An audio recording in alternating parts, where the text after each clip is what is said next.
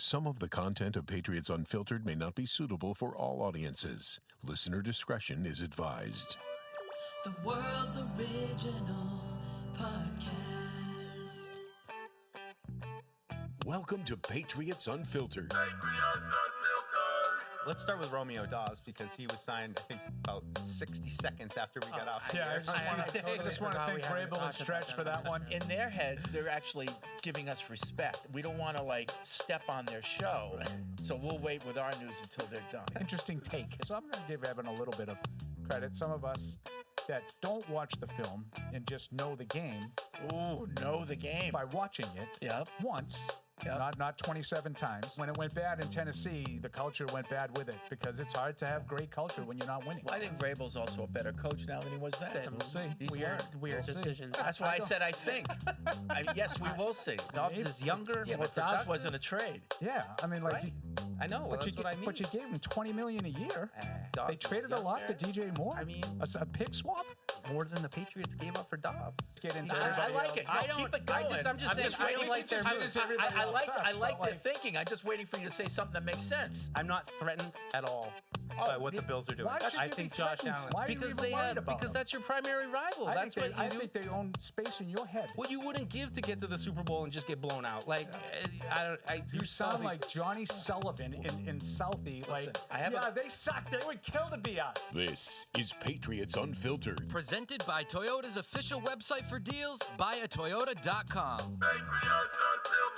All right, welcome to Patriots Unfiltered. It is Tuesday here at Gillette Stadium, and we're all here. Evan, Paul, me, Deuce, Alex in the booth, and we're talking Patriots for the next couple hours as we do every Tuesday and Thursday in the off season here at Gillette Stadium on Patriots Unfiltered.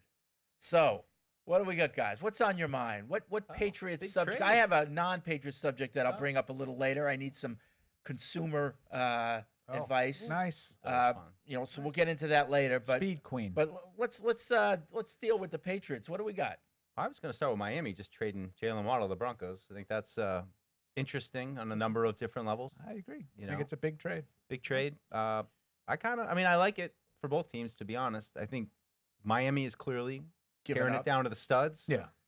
It's like Devon Achane standing around looking with Malik Willis. But good trade for Denver. I mean, another weapon for them. And really I'm sure they're going to come in here next year and they're going to have something to prove. And Jalen Waddle's going to be part of that. So who was their best receiver? Cortland Sutton? Yeah. So I wonder if he'll stay. I wonder if he'll be on the move. Waddle's a better player than. Yeah, I agree. Troy Franklin, kind of another speed guy for them. But I wonder if, they played Franklin and Marvin Mims a lot, and obviously Jalen Waddle's a much better player than both those guys. But you could look at it either way. You could look at it as, well, a contender in the AFC just got better, or you could say, looking at the Jets and the Dolphins right now, it kind of feels like those might be 4 free wins for the Patriots next year. So it's a horse race in the AFC East. Depending on which way you want to look at it. It's a one-horse race. Oh, yeah? Patriots. Did you forget when I got smacked around last week by Mike? We might revisit that a little bit. Yeah. But he was talking. I almost said. Oh, they did little Jordan Humphrey talking trash about me on the radio this morning too. I talk no trash. I acknowledged that there was an argument between us. Don't back down. It was your greatest moment in the show. You smacked me around. That's depressing. I also didn't know about Bradley Chubb when he was telling me how. I go, that's desperate. Never mind it. I was surprised to hear. I did go back and listen to the great argument because I heard so much about it. I just was it an argument really? I was surprised. No, it was just a beatdown by you. You beat me down. To concede so much that DJ Moore is better than Khalil Shakir, because I'm not sure. Oh, I think he's much better than Khalil I don't know Shakir. If that's. I'm not so sure he's similar much better. Guys though, right? Like similar kind he plays a little bit more on the outside than Shakir for sure, but. I don't know. DJ Moore, maybe 2 or 3 years ago is much better if you're getting that guy. Anyways, this is a side tangent, but that was the only point that I was like. I just didn't understand why that made him desperate, but he smacked me around pretty good. You missed it. I think you had to see it live. It was a great moment by Deuce. It was nice to not be in the middle of one of the arguments on this show. I just think, though, is there a certain point with some teams where you start to say, we really haven't gotten a starter out of the last few drafts. And, it's just, do you feel that pressure? Because having watched this Patriots team miss on drafts, you had Tom Brady could offset those problems. and then you didn't have Tom Brady, and then you had all those problems, and you were stuck with Right, but as long as a you have roster Tom needed- Brady, right. you were okay. right. So And that's why I don't know- think that they're like where you think they are, no, I just like in 5-12 land. I feel like after this season where you fire your coach and you're going to change things up, you're going to, your old head coach was your defensive coordinator, so you're also changing your defense. Felt like the head coach you added was kind of a Josh Allen move. This is Josh's guy. This is so, I don't know. I think I would be more interested in what the Bills were doing this offseason if they had gone outside of the box and had said, we need to change it up a little bit and not continue to try to put everything on Josh Allen. And you're right, like they had to go get DJ Moore. I mean, it's in and of itself, I don't mind the move itself. I think they had to get somebody. It didn't have to be DJ Moore, but again, we don't have to make this the Bills. You smacked me around. But I gave you the TKO. Last but that's week. what I think is more interesting. submitted. You look around the league at teams that have bad drafts, and to me, you don't really take notice of it. But now when I see what a big part that was of the Patriots' struggles from 2020, Take the win. Yeah, take the win. Fred doesn't have many. Every once in a while, I give him the win too. The only criticism I got of the argument with a capital T is that you guys were talking over each other and people couldn't hear what you were saying. God, people complain about that. too. No, but you know what? It's a legit concern. Yeah, sometimes It it is. happens. Fair It gets a enough. little hot. Not if you Gets a like the little- medium. It gets a but- little hot. Gets a little hot. I know, but It's like the best part. if you can't hear what anyone's saying, it's pointless. Right. So I was making great points that Paul was yelling over, and you do have to let each other talk. You can hear it. You can. I'm telling you. I You listen can. back. I know. It's the best part of it, but it's okay. That's all right. We'll try to. It's a good argument. Yeah. It's a good argument. The interesting part about just Like the rest of the debate team, I don't know what Miami's doing. They signed Malik Willis to this big contract to be their starting quarterback, then they trade all of his weapons away. Imagine if they get rid of Achane too. Yeah, I'm not really sure what You're gonna have to run a lot. the Dolphins feel like they want to tank and they want to be in a full rebuild mode, but then why give Malik Willis that contract if that's the route that you're going for the down? quarterback next year in the draft. Yeah, it just doesn't make much sense to me. The Jets are for some reason bringing back Geno Smith, which also doesn't really make much Scares sense me to a me. little bit. But He's got the Patriots number. the combination of those He's going to two play things, outstanding though, twice a year. I think what we saw, a little bit here is when you hire a new head coach, you need to have some success at some point. If you're the Jets, is Aaron Glenn going to get a third season if the Jets are bad again? That's a really tough sell. And now obviously the Dolphins have good questions all around. a new coach also, and it's yeah, you'd probably give him a year to just weather the storm of a rebuild, but at some point, these coaches have 2 or 3 year shelf lives to kind of figure the thing out and get some wins on the board. Yeah, I think those are fair criticisms of both. And I would just say, in my view, from 1,000 feet or whatever, I can understand the Jets a little bit more than what I can the Dolphins, because Evans perfectly. I mean, you could have done exactly what Miami's doing: strip it to the studs, start over. A lot of teams have done it. And they, it's not like they're like the Jets where they haven't been good and relevant in 15 years. Yeah. I mean, Miami has been to the playoffs recently. So, they took a shot. It didn't work. They changed coaches. Okay, you're going to start over again. I think they have 4 third-round picks now. I mean, that's kind of a path.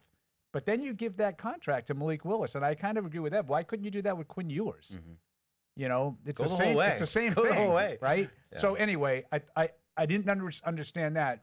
With the Jets, for the same reason that Evan said, now Aaron Glenn's in his second year. They signed a bunch of veteran free agents to very short-term contracts.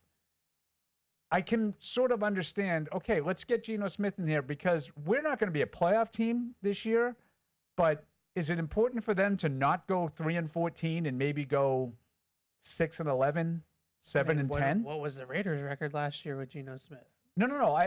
If he plays the way he played last year, it's going to be a disaster. A lot of people think that offense just did not fit him, and he could be a little bit more like he was in Seattle there was with more the Jets. talent in that offense than If the Jets he throws 20 interceptions, they're going to be in trouble. Yeah, but I don't know. I guess Breece Hall, Garrett Wilson, Bowers, Genty.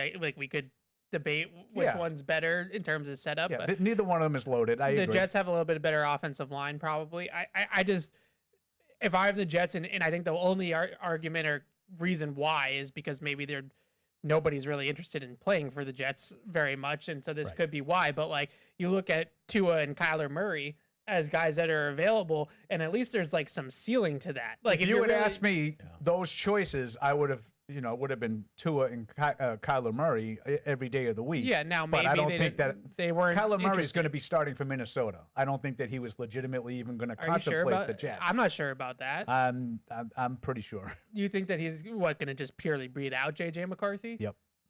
I mean, I think if you listen to anything Kevin O'Connell said over the weekend, I think the writing's on the wall there. Really? I mean, that's already burning that draft pick with 2-3 years into it. I mean, think so. That's rough. Yeah.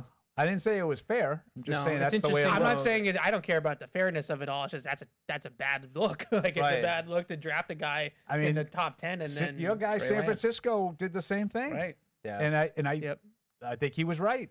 It's yeah. interesting people Fail still fast. believe in Kevin O'Connell, though, because what a great move for Kyler Murray to go there and play with Kevin O'Connell, but yet they're not giving any criticism to Kevin O'Connell for failing to develop J.J. McCarthy. Like he still seems kind of bulletproof based on that move. So I don't know how much he had to do with acquiring J.J. McCarthy. I'm going to put the blame on J.J. McCarthy's lack of development on J.J. McCarthy on account of every other quarterback Kevin O'Connell has touched has been pretty successful. Yeah. This is the one who can't seem to do anything. So I'm going to blame the player, not the What coach. if it was Adolfo Mensa that they let go? If It's he was kinda, maybe he again, was like- pounding the table. Oh, yeah, could be.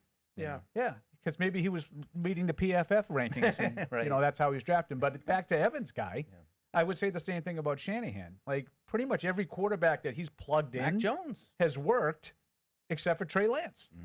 Yeah. So I'm going to put the blame on Trey Lance. Now, Trey Lance is a little different because he constantly was hurt for San Francisco. Trey Lance never got off the runway. Yeah. Like he never left the gate. Like his whole career just kind But of. McCarthy also dealt with a He lot did of too. injuries, Yeah. too. Yeah. So It just is a weird.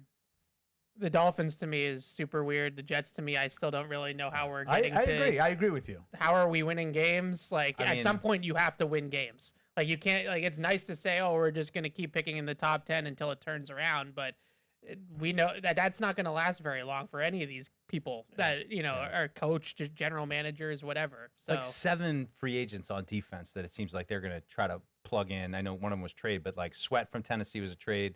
Onyemata at tackle. Egnabare, Demario Davis is back. Joseph Asai, Nashawn Wright, and Notice you're Minka. on the Ourlads Yeah, site. they are lads. Yeah.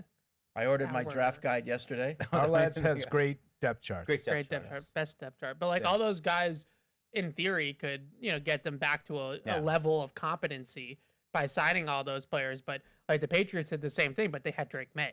So like you knew that the upside was there. But Geno Smith, there's no upside. Like he's already very much shown the last 2 years that it's downside, if anything, with his game. So hey, as a Patriots fan, you should feel great about it. Like the Patriots, I mean, really, they're gonna get they should be 3-1, 4-0 against the Jets and Dolphins next year, pretty easily. 4-0. Do you think Yeah. either one of those get a shot at Ty Simpson? Is that of interest to them? Do you wait till next year and see?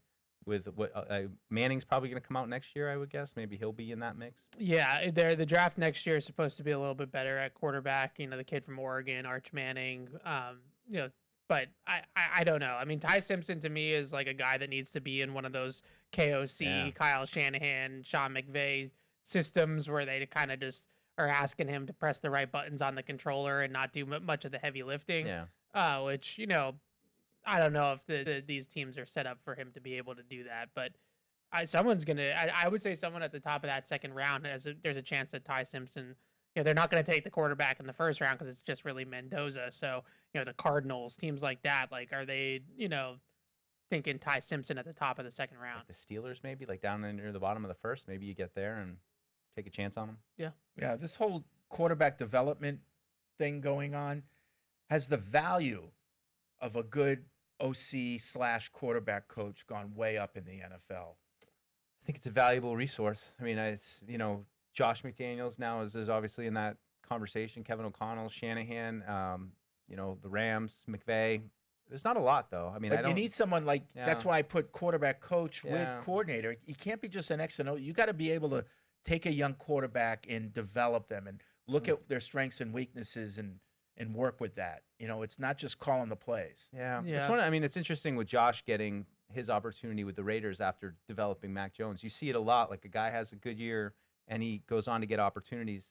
I thought that might lead to someone like Thomas Brown getting an opportunity this year, or I know Ashton Grant reportedly was, reached out to by the Raiders as well. But, look at the guys like Liam Cohen, like the offensive coordinators around the league who have a couple good years. But I think there's, like you said, Fred, there's something special about being able to take a quarterback and really develop them and mold them. And, I think Kevin O'Connell is just, it's great. Like when we were out there with the Vikings, I thought he's just the kind of coach that seems like a really good quarterback coach. Played it and, just knows what he wants. And you can see why. That's why I was so surprised they had a bad year last year, because when we were out there, it felt like these guys are checking all the boxes as far as like the coaching staff and, Brian Flores on defense. And it seemed like they were really stable. What do you think they finished with for a record?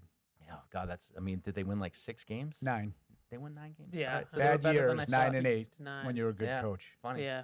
I think that the one of the things that, we see a lot of now is just like these quarterback gurus, OCs, like they're all head coaches. Like they all get made head coaches. And so you have this churn of, even like Joe Brady getting promoted to head coach in Buffalo, where it's like, unless you have the Josh McDaniels situation where it's this perfect storm of this guy's failed a couple times as a head coach, so now he's available to be an OC and there's runway to it.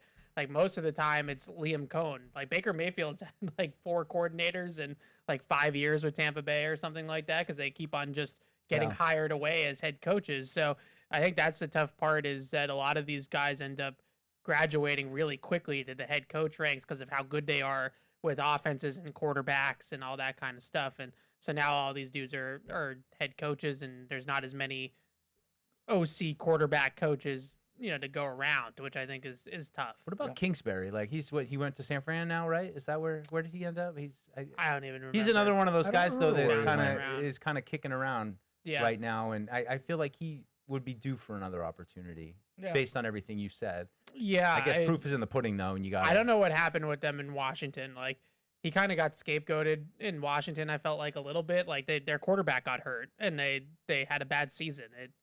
It's not ideal, but if Jaden Daniels had played all year last year, I don't think Cliff Kingsbury loses his job. That's the Rams, in Washington. Did he go to the Rams? Yeah, assistant head coach to the Rams. Yeah, it's a weird one. Maybe back to college for him. Doesn't seem like the NFL is. He had all that hype when he went to Arizona, and like he was one of those guys. And even we talked about him here. Yeah, he's one of those guys that he tends to come out of the gate hot with a lot of new fresh ideas that are catered to the quarterback, and then once they get into like November, December, January, like there's a cliff that comes for him, and he falls off it. Okay. Little Patriots news came out recently. Terrell Williams was named assistant head coach. So we were wondering, with the elevation of Zach Core to defensive coordinator, what was going to happen with Terrell Williams. I think that's a good position for him. He's part of, maintaining the culture, I think. He's going to be great in that way. Yeah.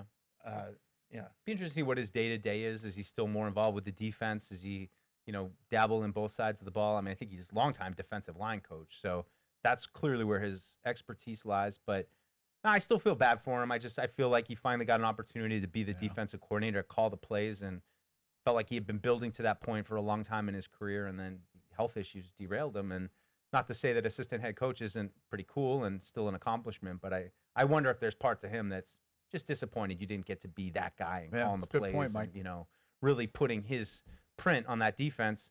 And that's something we don't really know. Maybe we'll see today in Forged in Foxborough, episode 4 coming out today, right, Fred? Yeah, later today. We're gonna drop episode 4. I think fans are gonna really love it. But little warning, put some time aside because it's not short. But you don't have to all listen or watch it in one sitting. But it's a great. But you'll want to. Yeah, great testimonial to last season. Yeah. A lot of behind-the-scenes stuff, never before seen. So I can't wait for it to drop. Yeah. Did you find it was a hard episode to put together because of the ending? I mean, you kind of have to figure out how to manage a disappointing performance in the Super Bowl. Well, I don't want to give it away. They don't win. But no. Win or lose the Super Bowl, obviously we were going to come out with this episode. And I think we already knew what the ending, how we wanted to end it, win or lose. So I think people will see it and let them judge themselves, and then we'll talk about it afterwards. Yeah. We'll do a breakdown like we did with the other episodes, and let people have their critiques and opinions on it, and we'll talk about it. Yeah. The point I was trying to make too, though, just that is, what was Terrell Williams' kind of role this year, and how did he assimilate back into the team? And I think he still was one of those guys presenting to the defense, and he always talks like they want to play, like that effort and finish thing. Like, I just see Terrell Williams seems like such a motivator and a guy who's fired up in that regard. And I hopefully, I don't know, maybe there's some footage of him talking to the team would be pretty cool. But yeah, we talked to Vrabel at the combine. He's kind of outlined with us, Deuce, like a little bit more about the role is going to be very defense heavy, very defense focused. But he mentioned, defensive line and development on the defensive line. Some coordinating type of responsibilities in terms of, making sure the front is, kind of quality control type stuff up front. And then he also mentioned what you said, Fred, like being an extension of Mike Vrabel and carrying that culture and making sure that everybody around the building is pulling in the right direction and doing the right things and preparing the right way and all that kind of stuff. But I think that this is, as much as, I hear what Deuce is saying about how unfortunate it was that he kind of lost the opportunity. It kind of feels like this role is sort of like what he's really kind of meant to be doing. Whereas like Zach Core, I think, is one of these guys that is one of these up and coming play callers that, has that sort of mind for the game and that sort of thing. Whereas I think Terrell Williams is like a mentor type, someone that's really there to develop not only players on the field, but also them as humans and, develop them as pros and, culture building and like all that kind of stuff. So in a way, I kind of feel like it works perfectly to have those two guys together, that Terrell Williams is going to be able to do mostly that. And then Zach Core is going to be the one kind of in the trenches calling the plays. Yeah. It'd be a really good story, though, to talk to him this year about what is, going through what he went through last year. How does that change you? And what is his perspective on coaching now? I mean, it's a tough year for him. Probably appreciates it more than ever. Yeah. I did want to talk about one email that came in on Sunday. Usually I don't, talk about emails that come in outside of the show. But anyway, this is from Simon, and it's a long email, so I'm not going to read it all. The bottom line is he felt that he loves the show, but he felt that over last year we became really one-sided to the positive. Like we weren't as balanced as we have been in the past. Yeah. And like I was thinking about it, I was like, oh, like it was a good season. That 10-game win streak. Like everything was like, coming up roses. So like, I don't know if there was a lot to, be negative about. So yeah, I think, I don't know if you guys have any thoughts on that. It's pretty they went 14-3 and made the Super Bowl. The quarterback was the run-up for MVP. The coach won Coach of the Year. We came on here, I feel like, after every game and had our grievances and had our gripes with certain things. At Catch-22, we do the good, the bad, the stuff that gets you beat. So there was plenty of times where we'd get to the stuff that gets you beat, and I'd be like, they beat the Titans by 3 touchdowns. I don't really have much this week. Like, what do you want me to say? He said, we didn't really talk about Diggs' legal issues. Well, what do we know? What's the point there? Like, he's saying one thing, and you just go with his words, and it's a legal thing, and until it gets sorted out, there's really nothing to talk about, because you're going to be just wrong most of the time. Then he said it even goes for the segments like the good, the bad, and the injured. What used to be a genuinely balanced breakdown now feels like the bad section has almost disappeared entirely. Even when there's clearly room for it. There were plenty of bad discussions even when we were winning with Brady. Do you feel that way? I don't know. A little, but I would just say when you go from, 4-13 to 14-3, I think the proportion of your analysis should adjust accordingly. I mean, you didn't go 9-8 where every game could have gone, they went 14-3. There was a period of time in the middle of the season when was it the 10-game winning streak when how much time are we spending on the problems? Like to me, the biggest problem at some point, like in November and December, was competition, and that ended up bearing out. And when we got to the playoffs, I think we spent a little more time on the bad. Yeah. After some of the postseason wins, even because like the offensive line struggles, the offense in general struggles. They couldn't run the ball in short yardage. I mean, I think there was some stuff to talk about. But I mean, when you go 14-3 and go to the Super Bowl, we're more positive. But it's not even just that. It's you went 14-3 coming off 2 4-win seasons. So the story was, how did this happen? Mm-hmm. Had to be good things that happened. So like, it's only natural to like focus and want to get those answers. Yeah. Like, what's going right here? Why is this happening? Rather than dwell on the negative, which to me would have seemed forced. Yeah. Like if you're forcing negative just so that people think you're balanced, I think that would be disingenuous because, like I said, you just came off 2 4-win seasons, the bottom of the league, and now you're at the top of the league. That's the story. Yeah. Well, I think too of week 1 2 years ago when they beat the Bengals, and I remember that post-game show where the general sentiment was, this isn't going to be good enough. You're not going to be able to string together these kind of games. I also think about some of the criticism that we gave Drake during the post-game show, and sometimes just by not putting him on the good list, not even putting him on the bad list, that people were, sometimes annoyed with us that we didn't think he had a great game or, but again, they lost 3 games. 2 of them were in the first 3 weeks, and the other one, they blew a lead against Josh Allen. I mean, that was kind of it. I would say, though, on the playoff games, I feel like we were pretty honest about what was going on. That's what I'm saying. I thought we spent a lot of time on the bad list, even in victory in some of those postseason games, because they didn't play as well as they had been. Yeah. And there were more issues to be concerned about on offense. We didn't get to do the Super Bowl post-game show. That one probably would have been pretty negative. Yeah, that would have been a lengthy bad list. Justin would agree. He said, going off of memory, I felt you guys were very balanced. When there were issues, all of you were never afraid to bring them up, and all the positives were covered fairly well. We just went 3 straight years below 500. Negativity be damned. You guys are always very fair all around, so I have to strongly disagree with Simon. I mean, I just hope that we are with football. And, look, it's a special situation where somebody gets pinched, and we can't be the ones to jump to outrage and how could he do this? Because what happened with Diggs' situation? It got thrown out. So anything we said, his didn't yet. Or sorry, it's still going on. Yeah. Well, Barmore's, this is an example. So you never know. You never know, and we can't be the ones to sit here and kill the players over something that we don't have the information. It's great on Paul's shows; they can do it. They get plenty of red meat out of it as they should. But that's the one limitation I feel like we have being in the business. But if you want to talk about football, good and the bad, I don't think anything's off the table. Yeah, I think that was as somebody that started outside and came inside. The one thing that does sometimes irk me is when people are like, "Well, you have to be positive," and it's like. Not really. Not when it comes about football. There's stuff that's maybe out of bounds, like Deuce is talking about in terms of the legal stuff. That's just not in our best interest to necessarily be speculating and all that kind of stuff. But I don't feel like when it comes to football, there's ever been big limitations of being able to say they played poorly this week or this didn't go as well or that player didn't play as well or whatever.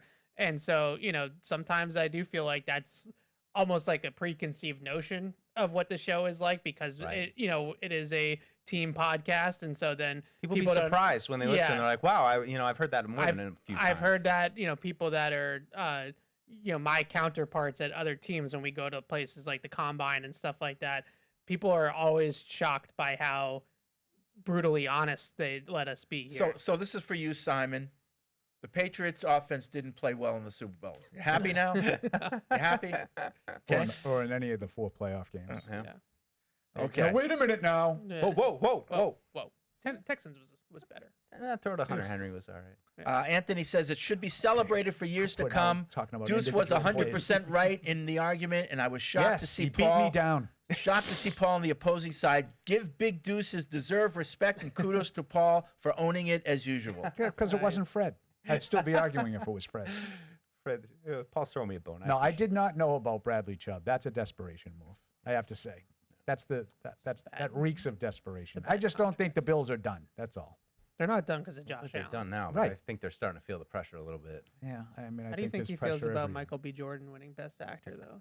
It's tough. Chris in New Hampshire wants to talk about A.J. Brown, and I guess the latest on A.J. Brown is everything's going to be kind of on the back burner until June. Yeah. Which was kind of what we thought because of the financial implications. Yeah. I'm just wondering how much competition is there right now? How many teams are really after A.J. Brown? Zero. Still? The Broncos were supposedly the late team that I heard.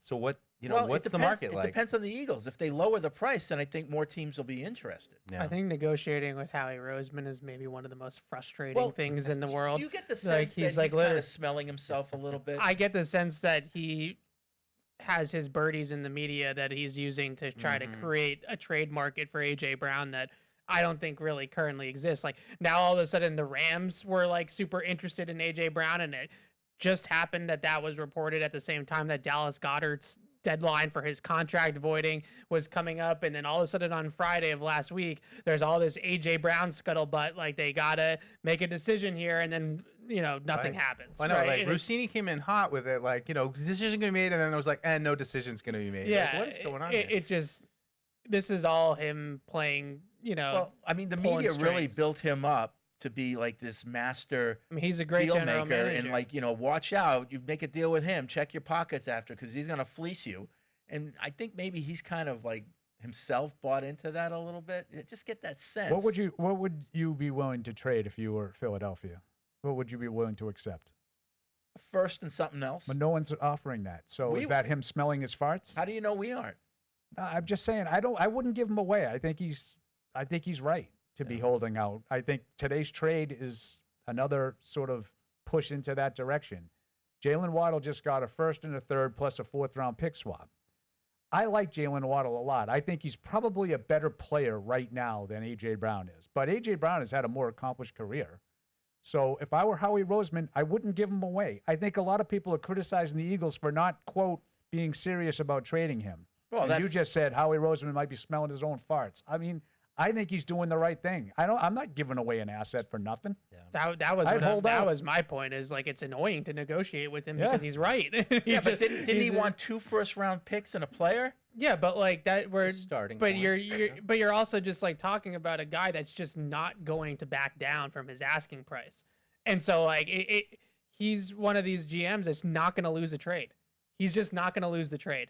And like, so if you're the Patriots, if you want A.J. Brown, they don't need to. Paul's right. They don't need to trade him. He's under contract. Sometimes it can be good for both sides. A trade. You don't have to lose it. If he gets something, it's good for both sides. If he gives him away, it's not good for them. I don't think anyone's telling him or thinking he should give him away. I think people think that he's asking for too much. I don't. I think he's a good player. Especially not after some of the other trades that have had. Yeah, well, so you'd give Eagles, 2 first-round picks? No, I don't. Well, that's what he was asking. I heard I heard that the no one wants to give him a first and a third. That's the Jalen Waddle thing. So if you heard that, I heard this. I don't know what's true. I'm just going off of Twitter. I don't know what the. To your point, maybe you're right. I don't know. Yeah, according to Jordan Schultz, the Eagles just signed Hollywood Brown to a 1-year deal. What does it mean? What does it mean?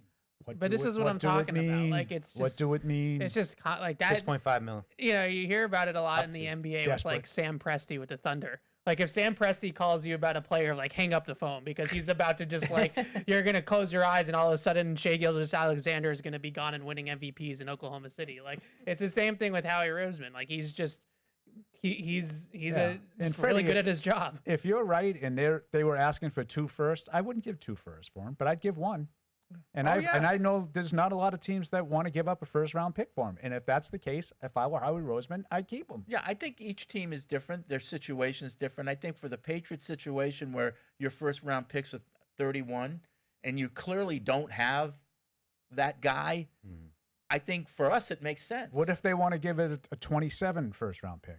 No, that's fine. I mean, you mean if we had the 27th? No, if a 2027 first. Oh. Nope. That made me laugh. Oh, if we wanted to do it? No, if the Eagles don't want the 31st pick, they want the 2027 I would still pick. consider it. Nope.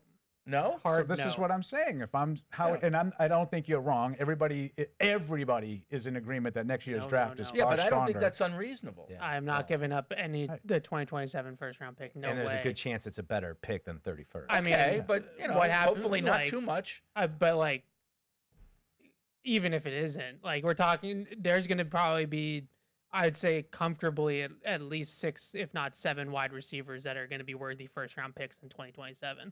Okay, now you don't need one because you got one. Well, but like it would be that draft. You is, get a great tight end. Those rookie ones. I ain't giving up anything in the 2027 draft yet. Okay. Not until we get into the season and we see The grass is always greener. What the 2027 draft, what their fall season looks like. Like if we get to the trade deadline and maybe some of the hype of the 27 draft was a little bit overblown, then maybe you adjust then. But I'm not touching 2027, and I think we're seeing it across the league that teams are hoarding 2027 draft picks and trying to even get more picks into 2027 that they possibly can. Chris in New Hampshire says his title is Pathetic Simps. Oh, geez.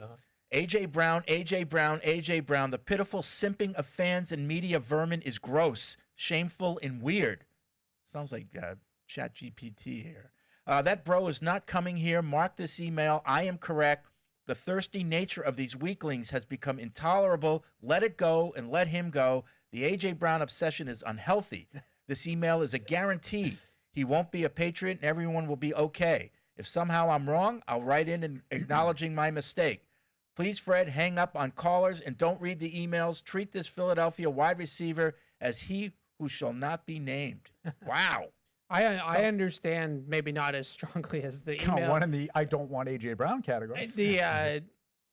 It has gotten to the point of annoyance. Mike's point. I heard Mike with the AJ Brown crap. When Mike wasn't dumping on me on the sports side this morning. Every day, like you have to have one of the insiders have another hit on NFL Network with Ian Rappaport saying the same thing about AJ Brown that he said 2 days ago, but still trying to drum up the excitement or drum up the hype of a potential trade. And it could be imminent. It might not be imminent. It actually isn't happening. Oh, it could happen. Like I'm done with it too. I mean, it goes back to his draft when he was like excited to be here, and then the N'Keal Harry of it all. And so like the connections go back, but it seems unique to me. I don't know if other teams are out there being like, God, we'd love to get AJ Brown. I'm sure teams are generally, but are fans coveting a single player as much as Patriot fans have coveted AJ Brown? I don't know.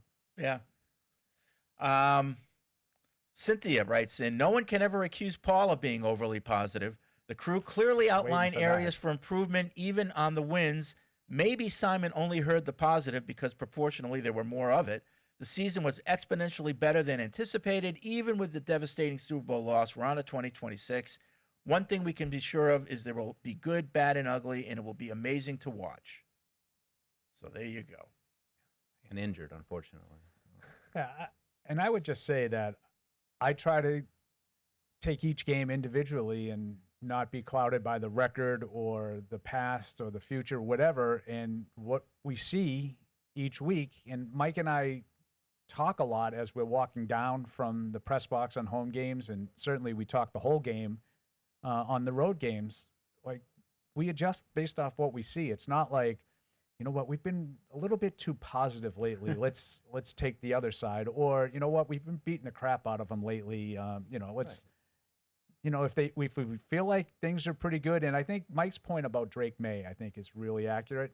There are times where we sort of have him in no man's land. Well, he made a great throw to Hunter Henry, against the Chargers for a touchdown. But, aside from what he did with his legs, he wasn't overly effective. So it's like he's not on the good list. He's not on the bad list. He's just sort of rides in between. And I think there were a handful of games like that down the stretch anyway. Yeah.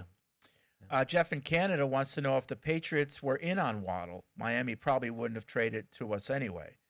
I would agree with that. Yeah. I would find it hard to believe that Miami would have wanted to help out a division team. Yeah.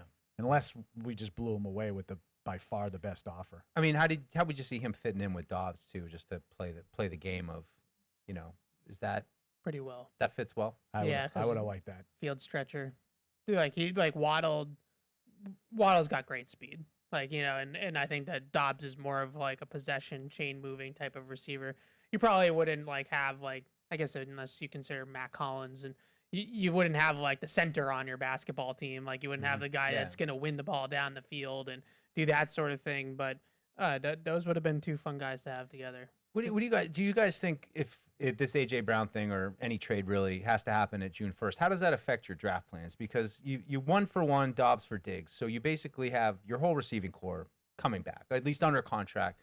do you draft a guy and try to get him to push somebody off the roster, or do you not draft a guy? Because if you draft a guy and then you get A.J. Brown, and that might be fine. You might want to push two guys off. That's fine. But it's just a numbers issue right now where your room is what it was last year. So any addition you make, A.J. Brown, rookie, whatever, is going to start to get into the territory of pushing guys like Pop Douglas and Kyle Williams and, Matt Collins down the depth chart. I wonder how you approach that.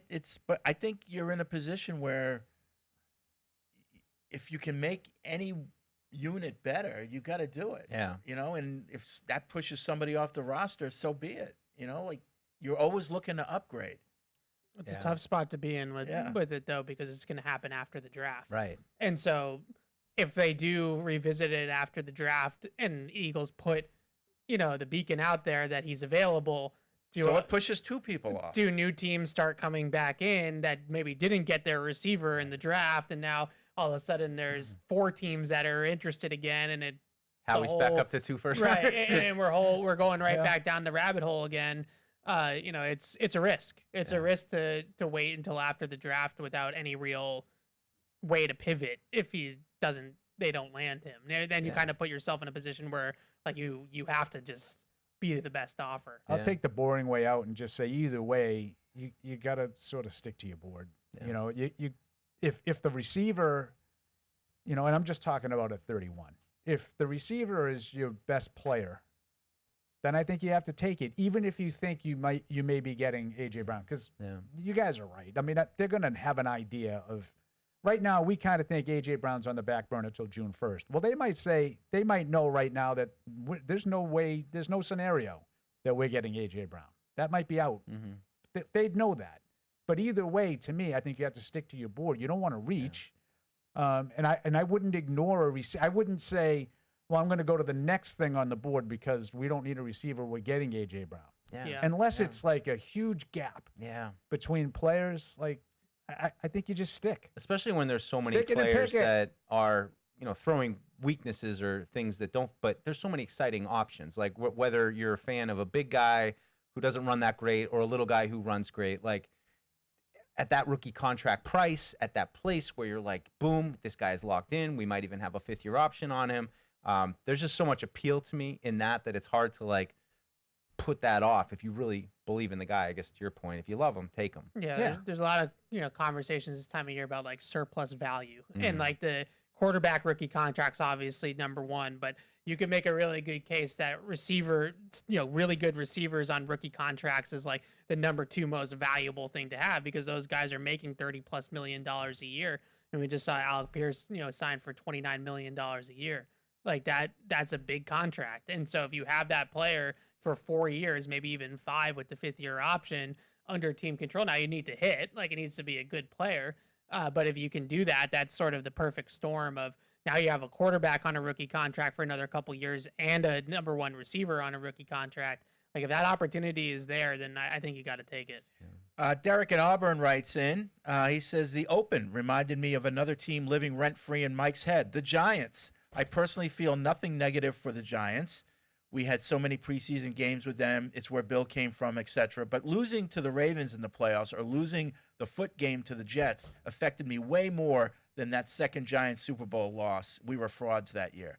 Wondering what teams are living rent-free for the crew. Who lives rent-free in your head? Patriots. Nobody.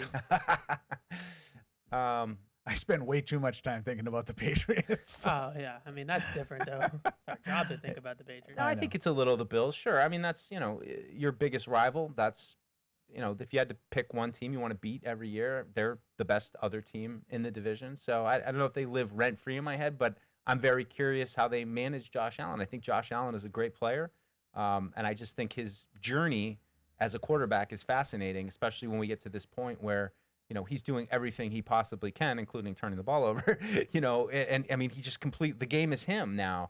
And so and I also just wonder, I know Buffalo hasn't been to a Super Bowl since the 1900s. So, that fans are like, we got a guy, you got to cash in. I know what the pressure was. Respect the honesty. Yeah. I mean, that's the very definition. Factual. That's the very definition of a team lives in someone's head. I should start factual, charging them rent. yeah, I could it use is, that money. But look, I mean, I got super obsessed with the Patriots when they lost in the playoffs in 05, that first Brady loss, because time's a ticking, and you only have so many bites at the apple. You only have another 15 years. Well, at that point, you didn't realize it, but, I mean, you thought maybe you had 5 or 6, right. but, like, at that point, you're saying we have the best young quarterback in the game, we have the best coach in the game. What are the challenges going to be to keep this going? Look at this defense. It's old, so I just know as a fan, when I looked at, it's all clicking for us right now, but we all know it's a couple plays here and there, and you're losing in the AFC Championship game, or, you 1 year your defense is a little down, and, it's so fickle, and you want to maximize having this player when you do. Do you have a team? Well, I would think the closest team right now I would have to say is the Bills, because they're our biggest rival right now, and their fans are so obnoxious that, like, I can't stomach them winning a Super Bowl. You don't have to worry about that. I don't think I have one. I don't have one either. No. I think maybe you have to care. I think that. No, about the other teams? No, about anything. Oh, I like the NFL. That's ridiculous. That's untoward. I feel like it's my life has only been winning. So, like, why would I like? There's nobody to hate. Like, when I think of Evan Lazar, I think of winning. Just beat. I mean, I was born in '92, and the Patriots have been to 10 Super Bowls. So I guess that's kind of the way I look at it. Like when I was a kid, like when I was like 15, it would have been Miami. Actually, Miami 11, was the team that lived in my head, because they always won the division. They were always the team. And I don't really feel like I have one of those teams. Yeah. I think Kansas City got a little out of my head this year, just but not making the playoffs. Yeah. Like I still I didn't fully accept they could be back, but like they were the best team, and I was sick of them. Other than the Bills, during the Rex Ryan years, certainly the Jets were in my head. That was great. Yeah, we went a whole 5 years without going to the play. Oh my God, it was horrible. I don't know. Like it just I haven't known enough like the Giants, like, obviously irk me just because, because of 08. Like, we should have had, we should have had the perfect season. But it's too much success. I mean, but they're not an obnoxious franchise, or their fan base, I don't think, is obnoxious. The Giants. I just don't like Eli. Yeah, but just got that. Yeah, I know, but he's a good guy. Like it's hard to not like Eli. What's wrong with him? I make it pretty. Other easy. than he beat you twice. Right. Yeah. No, I don't know. Or like I have to have like Strahan. a visceral, bad feeling about a team for them to be in my head, like I did about Rex Ryan. I had a little for Denver too. Denver? In the Really? early '90s, when they couldn't beat Elway. Yeah. I feel like that we are the ones that live rent free in other, like, that's us. No like doubt. we're the rent free doubt. team. Absolutely. Like, not the other way around. When I was young, the Pistons. Yeah. I couldn't stand the Pistons, like losing to the dirty, rotten Pistons. I want to feel this way though. Like I enjoyed when Rex Ryan was in my head, and they'd be like, "Hear what Rex Ryan? He's called to the season ticket holder." I'm like, what? Like I don't know. It makes me more invested than I'm just like, it was Baltimore Ravens. It was great for the rivalry. Yeah, I loved Rex Ryan. I like for the rivalry. feeling something about a team. Like I feel like right now with this move with Waddle, like based on what the Broncos were saying after the AFC Championship, like I'm a little annoyed with them right now. Like they're a little in my head rent free. I'm like, Bo Nix, let's come to Gillette next stadium. They're not in my head, but we got something for you. When I saw Sean Payton walking around the combine, I was like, you asshole. Like, whoa, and didn't, All right. I don't care for I just don't care for the things that he said. Not even just I would have about. walked up to him and thanked him. Not even just for about handing you a trip to the Super Bowl. Not even just about the Patriots. Like he just took shots at every team they played all year. Like the Jaguars, like, oh, small market team. Like what was you play in Denver, dude? Like it's not like you play in like New York or something, or Boston or LA. Like it's not like your market's gigantic. There's a lot of cockiness with Sean Payton. All right, time for a break. We got callers who want to talk, so we'll get to them. We'll get to more emails right after this, and I'll throw out what I'm looking for from a consumer purchase that maybe you can help me. Whether you're in the game or betting on the game, you'll need a game plan. DraftKings Sportsbook, the official sports betting partner of the New England Patriots, provides you with everything you need to build your personal betting game plan so you can get in on all the action while practicing safe bets. Visit DraftKings.com/responsible-gaming to learn more about all the safe betting tools DraftKings has to offer. Hope is here, 800-327-5050 or gamblinghelplinema.org. Must be 21 plus. Play it smart from the start. GameSenseMA.com. Physically present in Massachusetts. See DraftKings.com/responsible-gaming for details and state-specific responsible gambling resources. Isn't it time to get exactly what you want? Welcome to Red Hot Deal Days from Verizon, where you get your pick of our best deals. Like My Plan, where you can pick the perks you want and save on every one. For limited time, bring your own phones to a Verizon store and you can get My Plan for our best price ever. Get exactly what you want in your phone plan and only pay for what you need. Bring your phones to your Verizon store today and get My Plan. These deals won't last. It's your Verizon. The heaviest metal credit card of all time. Wielded at business dinners like a samurai sword. It's a classic corporate power move. But the real power move? Having end-to-end visibility on your most critical shipments. FedEx, the new power move. If you're gonna play the game, boy, you gotta learn to play it right. DraftKings is all about responsible gaming. It's more fun when it's for fun. So play responsibly. DraftKings, the crown is yours. Gambling problem? Call 1-800-GAMBLER. 21 plus. Age and eligibility varies by jurisdiction. What is it about you? Patriots released Stephon Diggs that they obviously decided to invest in you. What are your thoughts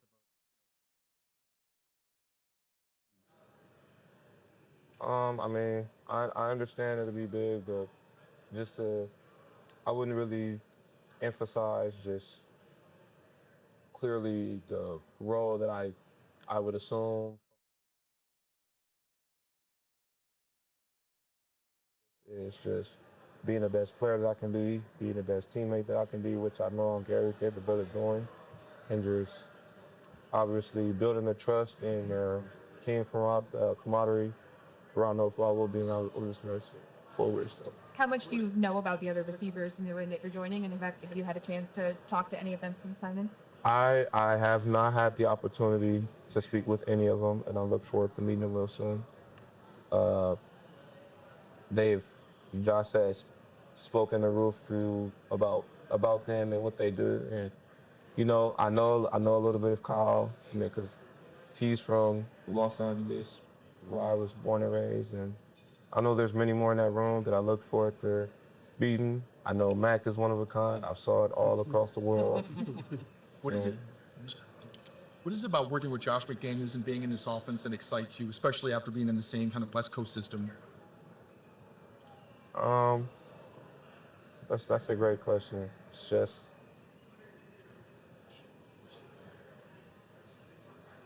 I'm just grateful, bro. Just grateful. Romeo, excuse me, I'm sorry. You had a chance to talk to Drake Taylor. Yes, I have. I spoke with Drake. He is an amazing person to be around.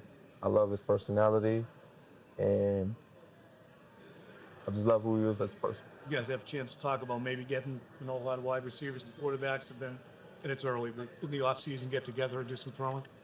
Yeah, we have, and I look forward to that real soon. But again, man, Drake's a great guy, amazing quarterback, amazing person, and I'm glad I get to be around someone like him. Talking about Vrabel, Josh, Drake, seemed like this was a perfect fit for you. They smiling about it and everything else, having more opportunity to work in the Valley. How much do you think this is the perfect fit for you in your career? I think it's really good for my career, just from the sequence of events that has went on within the last, who knows what, it can be week, month, X amount of years. Again, we're very blessed, we're very grateful, and I'm very thankful to be exactly where I am. Do you smile much? You quiet? You seem like you're quiet. Yes, I did.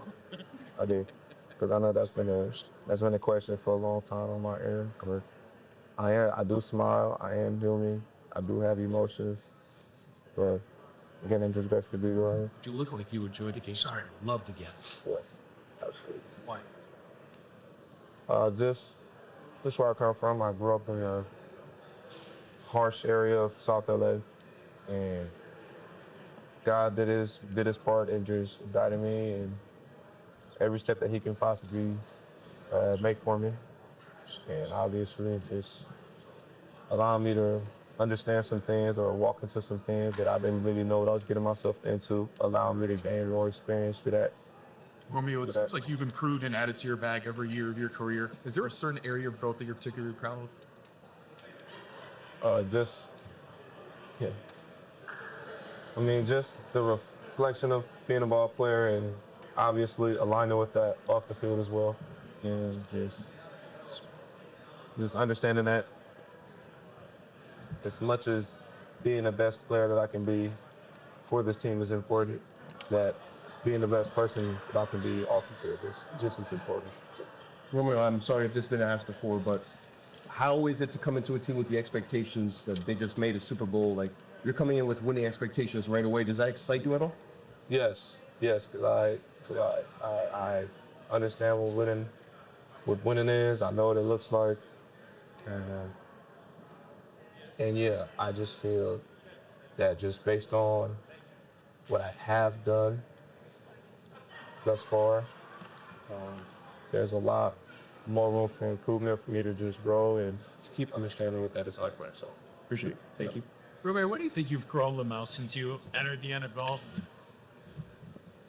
Just being a ball player. Obviously, understanding the position very well and continuously just finding a way to keep understanding it. And just understanding what teams mean, what playing special teams means, just speeded up the process of being a veteran to some degree. It was just a lot that has went on, and I just understand that moving forward with these years to come, that I will grow in all areas from football to life all around. What excites you, most about this opportunity? As you started to develop and started Oakland Patriots as a place where you could end up, what was the most exciting part of that? The most exciting part was the history that this organization has, and it's a lot of winning football and playing in this league. The statistical factors is one thing. Maybe someone's getting some individual accolades another, but it ultimately comes down to whether, and I think that's purple. What excites you about the wide receiver group as well? Where it's not like last year, even with Diggs here, was more than it was any individuals. What do you see from that group, and is that a factor as well in any work for them and Drake? Say that one more time. Drake as well, in addition to the wide receiver group, what stands out to you? Just being able to continue to grow together as a unit. And I emphasize, just my time at Green Bay where, all of us as receivers, from myself to Jaden to Christian or Dontavian Wicks, we all came in as a unit. And I feel that with myself being here, I can be able to continue that because I believe there's need a lot. How about how close this team was to winning a championship last year? And does it feel like to you, this group coming in, you guys are ready to take that next step and finish the deal? Yes, indeed. Yes, indeed. Why so? Yeah, man, because it's experience all around the room. It can be from the oldest guy in the room going down. It's just experience all around, and again, it'll only get better moving forward. I'm excited, man. I can't wait. And this last thing, what do you want Patriots fans to know? That who are you as a player and an individual, and what are you about to put on tape here? New England. We'll get to know someone who is very grounded, who is very humble, and most importantly, true to themselves, which comes in some form of self-respect, authenticity, you may say, and just knowing that I'm here to work and I'm not here to be here for anything other than me. So, thanks. Yeah.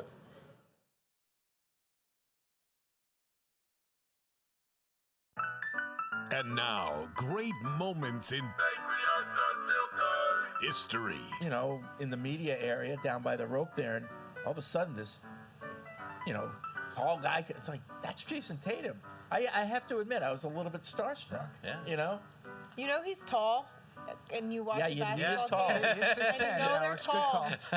If you let me finish my sentence, you would hear Fred, me say. will you let her finish her but sentence? then you see Tatum standing next to an offensive lineman or like a massive behemoth of a D tackle, and you're like, Tatum's really effing tall. He had like this new surgery. I know it's going to have him back before the season even starts. Can you let me have some hope, Paul, for 2 seconds? But so he had the surgery immediately, within 24 hours, and then he had this new, I think it's called the speed bridge. It's like this new procedure of how they. Supposed to sniff after you say that. You guys know me well enough to know that I am now an expert on Achilles recovery. Let's be honest. He had the speed bridge procedure with the best doctor in the world who performs this surgery in New York City. The best. The best. Celtics were Vinny playing. Boom Butts. They were playing in New York when it happened, so that's why. You know, he had the surgery that night. Can you let me finish? That's a fact. That's another great moment from All right, back here on Patriots Unfiltered, 855-PATS-500 is the hotline. Podcast at patriots.com is the email address. And you know what? Spring has sprung. It's getting warmer. Snow is melted. And if you want to get more from your tax refund, why not draft Bob's Discount Furniture to help? Shop Bob's latest spring dining styles like the top-rated Elm, featuring a real marble table perfect for hosting big brunches and game day parties, or the versatile Betty collection, which comes in multiple winning colors and heights. So stop in or shop online and get more for less with Bob's Discount Furniture, the official furniture store of the New England Patriots. Speed bridge. So while we're talking about retail, Retail. I'm looking for a pillow, one to sleep on. I have they have throw pillows and all kinds of stuff. But I have like a Tempur-Pedic pillow, which is nice, but it's too thin. Yeah. I need something with a little bit more heft that will get, fill that space between the shoulder and the neck, I'm a side sleeper. So if anyone has any, I want the best pillow. Memory foam? Money is no object. I think memory foam, I lean toward that. Yeah. That's what I figured. Yeah. But does that like fill the crevices though? Like if you got it kind of bunched up? Not between his ears. Oh. No. Whoa. Whoa. I was gonna say something, but you just read the Bob's read, so maybe I'll tell you about this afterwards. Because if anyone has discovered, much like I discovered the best of other products, if you've discovered the best pillow, please share. Well, it's so hard to do because when you're shopping for a pillow, you can't really test it out, and then all pillows get broken in. So when you start, the starting point when it's in the store is completely different than when you actually like get the pillow in, broken into your head and sleeping style. So it's really hard. I understand why you're asking for this, Fred. Yeah, I think a lot of people have this. Yeah, you just kind of wing it. Like, you're like, let's try this one. It's a journey. Then you get one of those ones that's like feathers and it gets all like separated out, and you got like thin parts and thick parts. And I mean, you can't do feathers anymore, right? But I don't know. Why can't you do feathers anymore? No, it's allergies maybe. Oh, if you have allergies, you can't do it. You could never do it. Well, you get like the little parts poking you in the face from the feathers. When they come out. I feel like those are pretty, like, you I do feel like like fake feathers. Memory foam or Tempur-Pedic or whatever. What pillows do you guys use? I don't even know. Actually, it was a present though. I asked her a new pillow. I think it was more because my wife saw my pillow without a pillowcase on and was like, "That's gross." You're getting because you know what it looks like when you take the pillowcase off. I'd be drooling, sweating. Yeah. Don't you have a pillowcase for that? We do, but underneath sometimes it gets through, and then you look and you're like, "This one I don't needs to know how much you're drooling, bro." What do you use? I don't really know. I don't have any problems. Is it memory foam? No. No. But Beth has a memory foam, but she has definitely rotated a few different versions because she has a similar issue that you do. Okay. Evan, you don't sleep, so problems. it doesn't matter, right?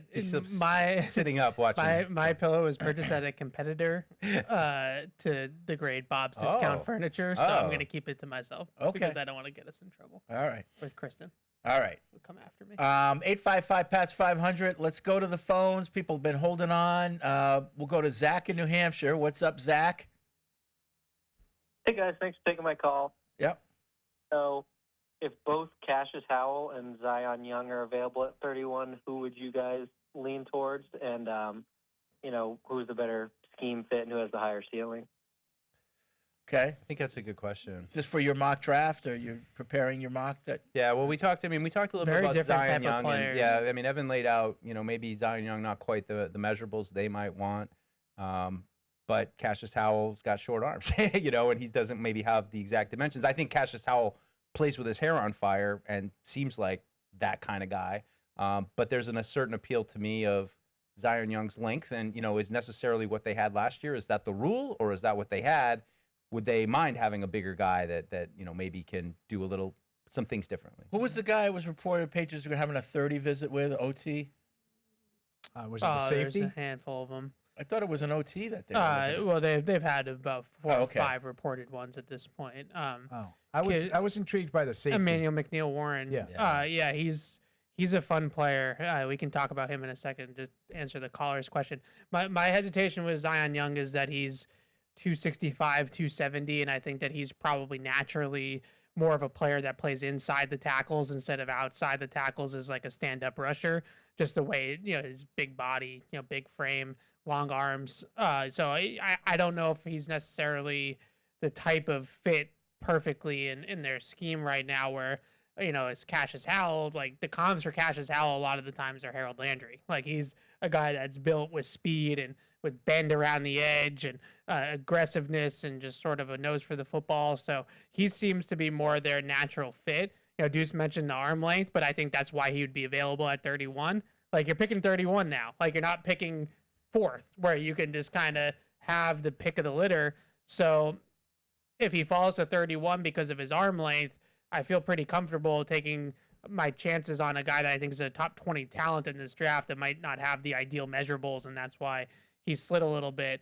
I like Zion Young in terms of his play style. I don't know if it's a fit. There was some off-field stuff, too, that they would have to get through as well. But I'd put TJ Parker in that kind of group, too, from Clemson as another late first edge that's available, that's a common target in some of the mock drafts. Yeah, power-oriented.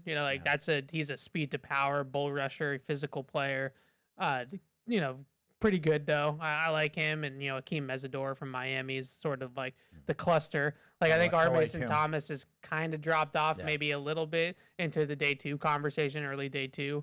But the 30 visits, the ones that we know of as of right now, there's about 4 or 5 of them.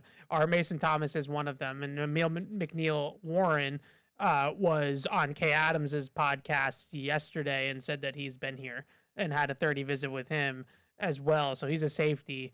But, he draws to me a lot of similarities to Nick Amon-Wari with Seattle, where he's like kind of like a box nickel safety that can really play all over the defense at all 3 levels and do a bunch of different things. A physical, big dude, like 6'3", 215, 210, really good play strength, really good open field tackler, can take on blocks, can play a little bit in the deep part of the field if you want him to do that.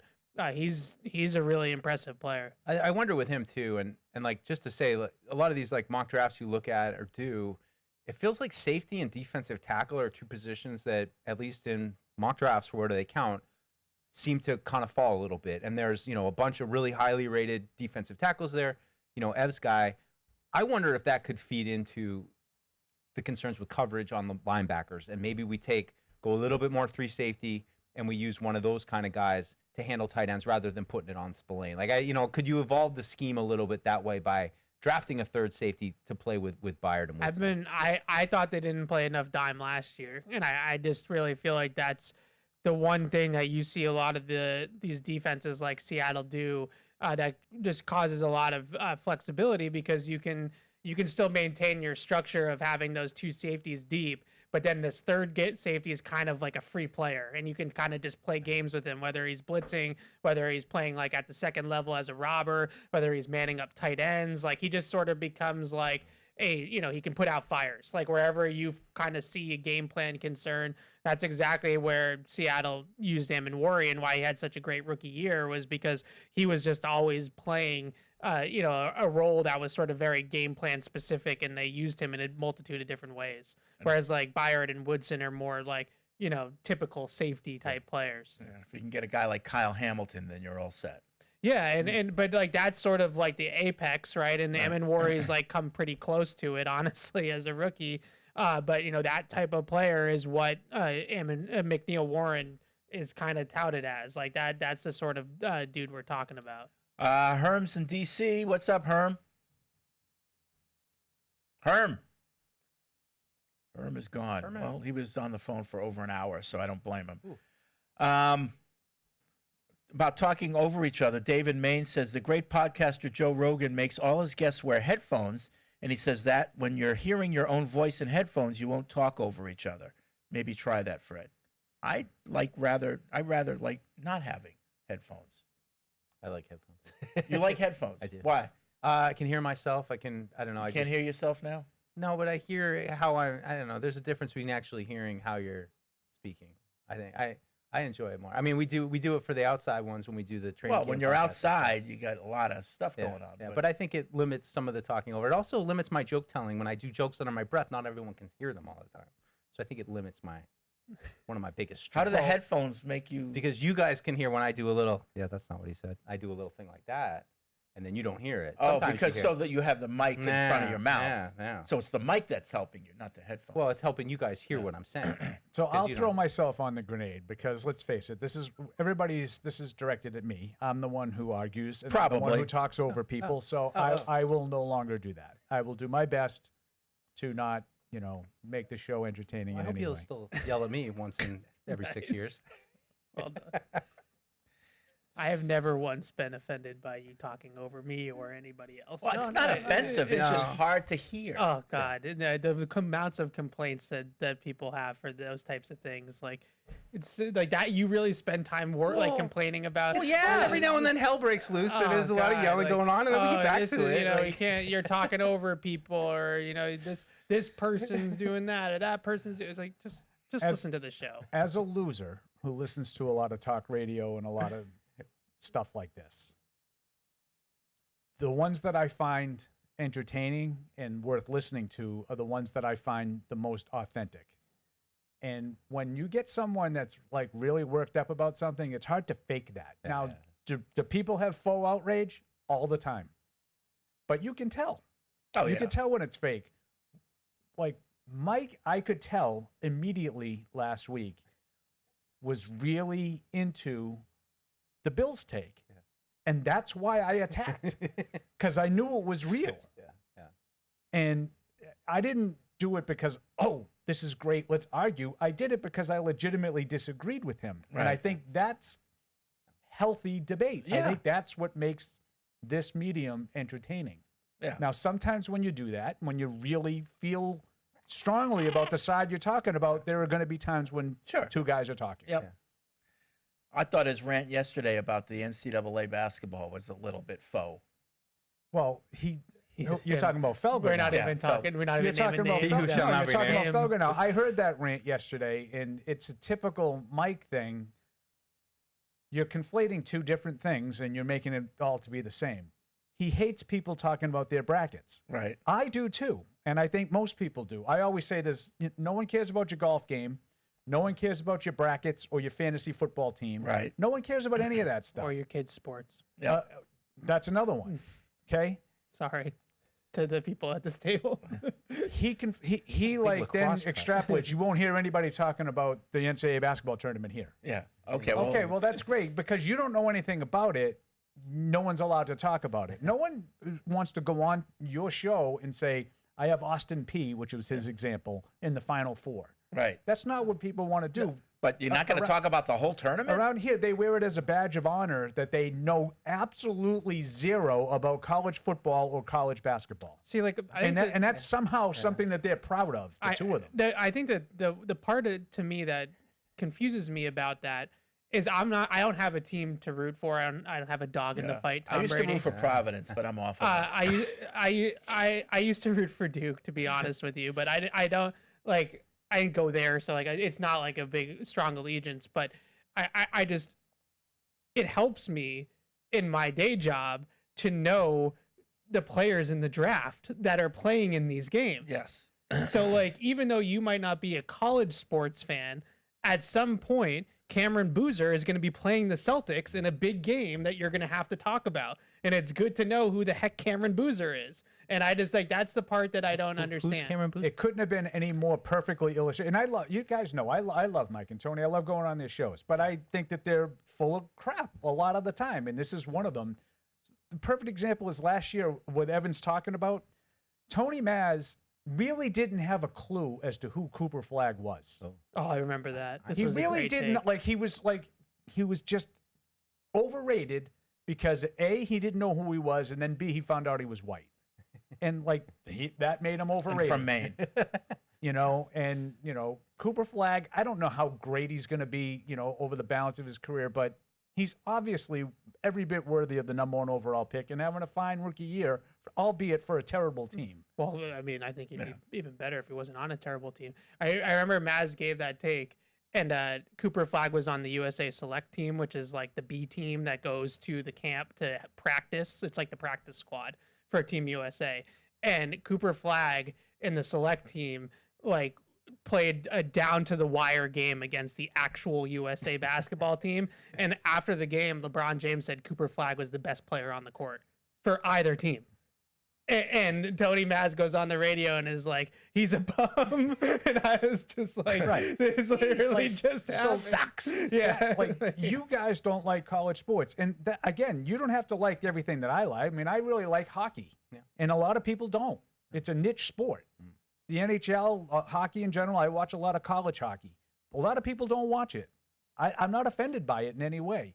For some reason, they take offense if you like college sports. And they don't. Well, I don't really understand it. My psychological profile of Mike is that he resents the fact that he has to work so hard to maintain his Nantucket lifestyle. So he has no time for people who actually have the passion for things like college sports. What a hero. And it comes out. It comes out. You can tell that he would rather be not doing this, but he has to do it. It's like, like I said with the draft, they have Barth on this time of year and they make fun of him for knowing all these players. And it's like, Indiana and Miami just played in the college football national championship. There was 20 NFL players on the field in that game. So if you paid any second of attention to that, how many times, Deuce, have we brought up Omar Cooper Jr. Or Akeem Mesidor or any of the guys that played in that game? And you would at least have some sort of oh yeah, I remember him. He played in the national championship and he looked pretty good. It's good to speak with some basis of knowledge. Well, right. But that's NFL. Again, that's not right. even talking about it being a college football thing. But you could also be in between that. You don't have to know every single guy. No, but it helps. But you also don't have to close your eyes and go out of your way not to know any of them. Right. Which is what they do. Right. All right. What's really important are pillows. And Stacy in California has a suggestion. What do you got, Stacy? Bring it to me.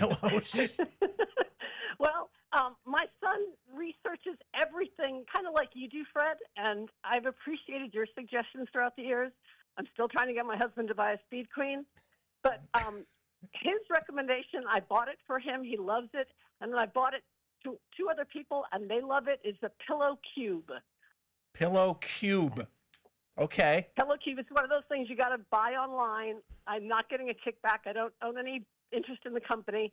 One of those things comes in a box, like those mattresses do. And then it's compressed and then it comes out. Yeah. They've sold over 1.5 million. Exactly. Okay, Pillow Cube. All right, I'm going to go do my research. Thanks, Stacy. You're welcome. All right, thank you. Steve from Pittsburgh writes in, I recently bought my side sleeper wife, who has a long struggle, depth shoulder problem pain, that's me, a Med Klein pillow. It's great. It's a whole system designed for side sleepers and provides a ton of heft between your neck and shoulder. Med Klein. Write that down, Deuce. Klein. So we've got the Cube, Pillow Cube, and the Med Klein. Oh, yeah. I mean, the Cube one is a cube. It's literally a cube, which, usually pillows kind of rounded edges. This one, it's hard. So maybe it will be good for specifically designed for side sleepers too. Oh, Fred. Okay. There you go. Special. Pillow by Cube. side sleepers. I'm going to make a purchase tonight online for whatever it is that I decide on. Pressing. So this is big. Oh, yeah. This is big. I tried to order one and it says 404 page not found. So maybe they got to update their website a little bit. Spee in Fresno says, I'll throw my hat in the ring with the pillow brand Healthy Sleep. They're memory foam, hyperallergenic materials, but sleep cool and are designed to promote proper spinal alignment for side sleepers. They have varying loft levels, so the high loft version might be right for you, given that, as Mr. Liff used to say, you have shoulders like boulders. We just got a new mattress, went with King Coil, and wanted performance pillows, which describe the Healthy Sleep brand. However, they are not bank breakers. I know that's not important to you, but I think these fine sleep materials will be a suitable addition to your palatial estate. Listen, money is always an issue, but you buy once, cry once with the pillow. All right, so Get a good pillow. How about that one? The What's that one? Ibapo? Something like that. Pabo? Yeah. Beth says it's okay. It's okay. I mean, that's not a great review. It's Fred. okay. But I'm telling you, she's been through a lot of them. Okay. She's been. I need to write these down. I need to write these down. Does anyone have a pen? I got you. I'm writing down right now, Fred. We got the Med Climb. We got the Side Cube. And what's Paul's? What was that one? The Pillow Cube. The Pabo. Pabo. EPABO. But it's just okay. Contour memory foam pillow. Yeah. And then what was the other one? And then the Healthy Sleep. Did you write down Healthy Sleep? No, that one. Okay. Okay, Pabo is on Just Amazon. write it down. So, I mean, you can get that one. Ergonomical cervical pillow. Okay. So you just turn into. All right. Good. We're off to a good start. I mean, these Med Climb ones, I mean, you're talking, get up $250. Oh, is that right? Really? Yeah. Out. Wow. Yeah, Pillow Cube's only about $80. Though. That's a deal breaker for you? Well, if it's a good pillow, it isn't. Buy once, cry once. Oh no! If listen, don't underestimate the power of good sleep. Yeah. Oh no, I wouldn't know. Uninterrupted, deep REM sleep. REM sleep, right? You know, it's healthy. REM? It's healthier for you, Paul. You should look into it. Believe me, I know I should, but I haven't had a good More on night's the sleep since inside. like the 7th grade. Have you thought about pills? No, I don't. No? Do that. No, sleeping pills. Yeah, I don't. do Yeah, that. like Tylenol PM. Z-Quil. Something like that. Yeah. Not Tylenol PM is like not for that, deuce. Like melatonin, Oh yeah. like something healthy. You can take a bath with bath salts. I guess that gets the, that Paul, helps you you a sleep. bath guy? I don't You really like taking no, baths? haven't taken a bath in. No? Take a bath. You don't 30 go to the years. Everett bathhouse? There is not an Everett bathhouse. There's no beach in Everett, so no bathhouse. I thought there was a bathhouse in Everett. No. All the old guys sit around. No, you that's just the rest stop off Hanging low. 128. Hanging low. Yeah. Yeah. No, I think that there's not really any pill that's going to be able to pay for anything that I need. So Oh. that's the issue for my sleep. Okay. Yeah, I understand that, Paul. Max writes in. So back to football. If anyone has, Oh, sorry. if anyone has pillow stuff, put it in Yeah. your subject or Writing it down. You want us tell. to talk about football now? Fine. Good afternoon. As good as A.J. Brown has been, he's older, and it appeared he was not happy while winning a Super Bowl. I prefer Jacksonville's Thomas over him. He's not available, though. Liam Cohen said he's not interested. He comes in under Vrabel's younger and cheaper. Yeah, I mean, That's true. if Brian Thomas Jr. was available, then we would. I would prefer talking Brian about. Thomas. Yeah. I would, but I don't. I believe the report that he's not available. David in Madrid, finally able to watch the show live for the first time in a while. Patriots have 11 picks in the draft, which lead me to two too questions. One, is there such a thing as having too many picks? Yes. I think yes. Two, which of the following options do you believe is most probable out of three? A, they use all of the picks and double dip in certain positions, edge, tight end, wide receiver, etc. B, they use a few of those picks to trade up in the mid rounds. Or C, they trade for veteran players. What do you think they'll do? Multiple picks at multiple positions. So you think they'll use 11 picks? I think they will come pretty close. Like Yeah, maybe 10. I just think that the value of the picks where they have multiple picks in the round is not very high. Like you have 4 6-round picks. Right. Like what do you I was just going to say, like, having 11 picks and a lot of them are second, third, and fourth guys, that's different. 8 of the 11 picks are 125 or later. Exactly. Right.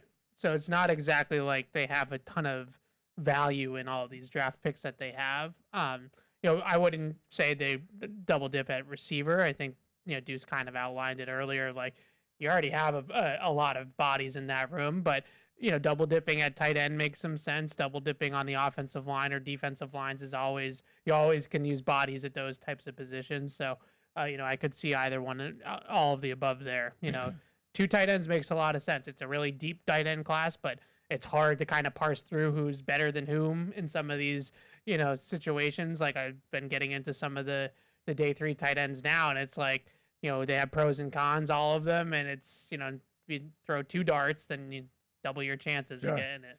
Paul in Providence, a few episodes ago, Fred was saying Booty still has some upside left. I stand by that. And Evan was more along the lines that at this point, he's what he is. I agree with Evan. We have seen enough to have a good idea that he's shown what he is. That said, so too is Doubs. He's a serviceable low-end number 2, and having shown what he is over 4 seasons, projecting above and beyond, that is risky. How many times have the Patriots signed a wide receiver and the knee-jerk reaction that the Patriots will unlock his potential by using him the way he should be used because the previous team had no idea how to do so? Who is the last wide receiver, not named Welker, to have success with the Patriots, not seen on a previous team? I don't necessarily disagree with that premise. I would disagree with the low-end number 2 part on Romeo Doubs. I think Romeo Doubs is a quality number 2 receiver, not a low-end number 2 receiver. And I don't think anybody's really expecting him to be more than that here. No, I agree with the emailer. I think that Doubs kind of is what he is too. Now, if he stays healthy, and maybe that might be the difference. Could his numbers go up a little bit? Yeah, but I think the kind of receiver he is, I don't think you're all of a sudden going to see like a 1,500-yard season out of him. No. But I don't think it's out of the realm that he could be pushing 1,000.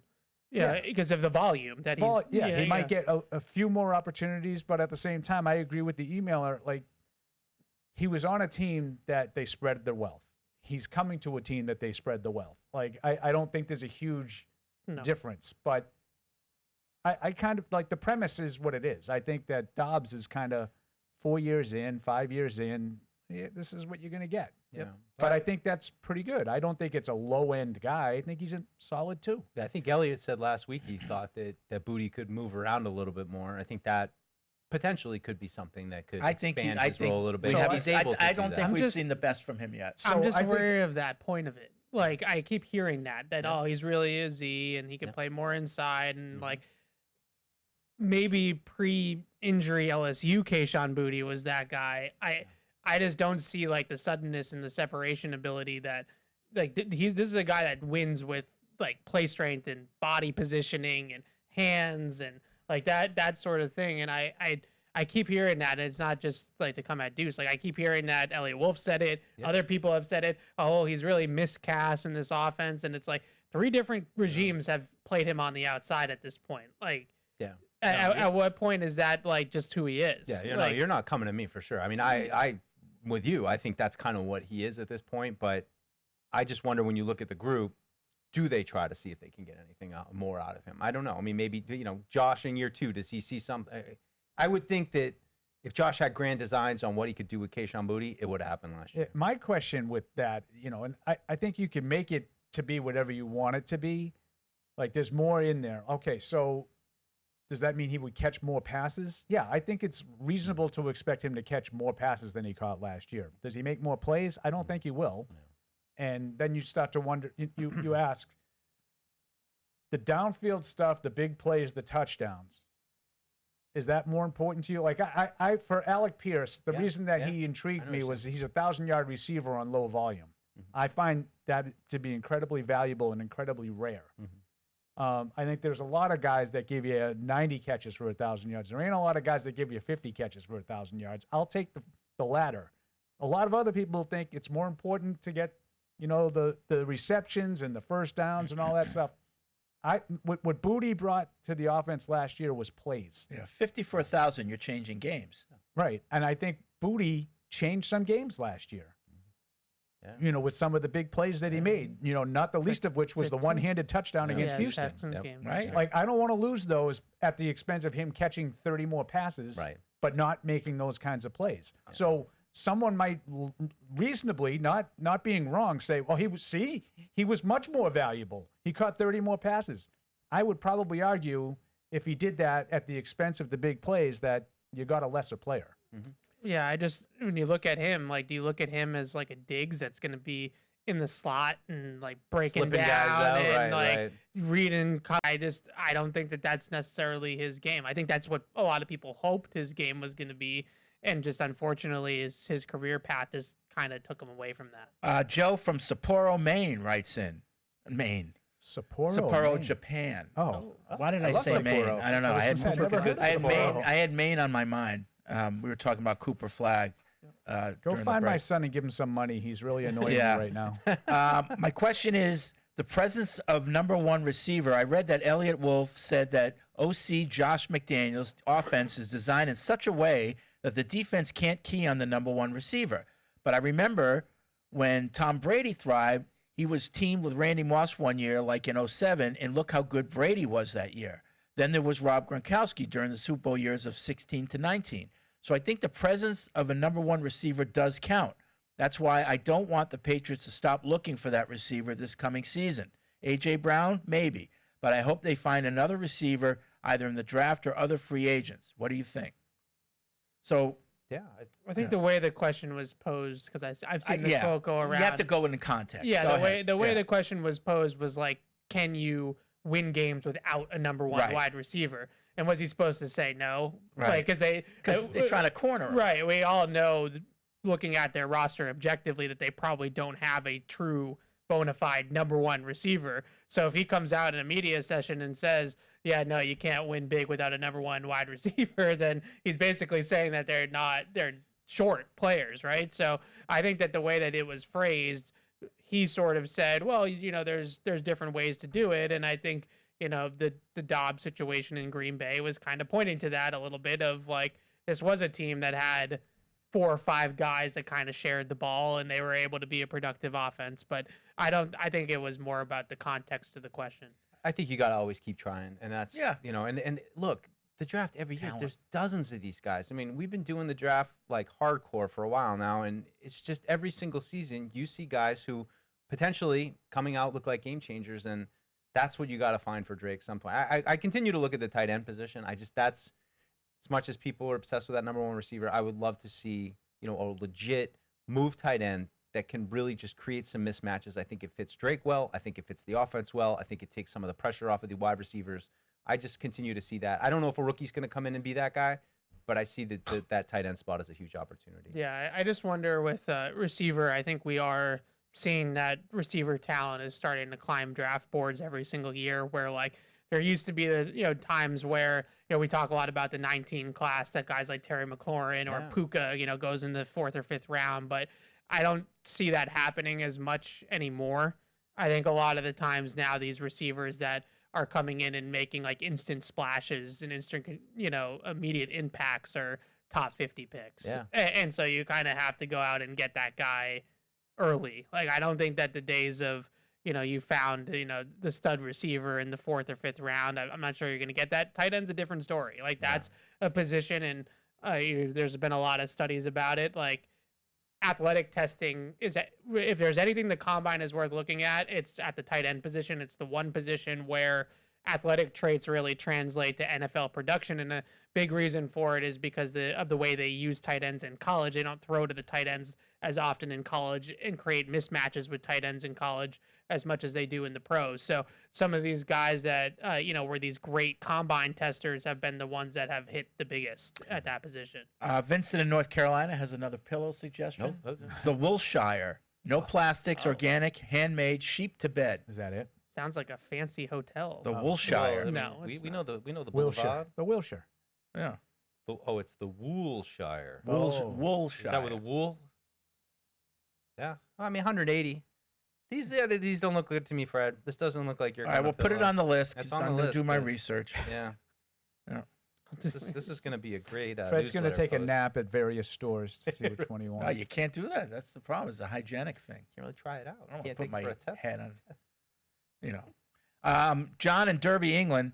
Sorry for the possibly dumb question, but I have not heard this idea ever talked about. I live in England and follow football, soccer, very closely, and teams can do deals in advance. Arsenal wants a player from PSG for a 26-27 season, for example.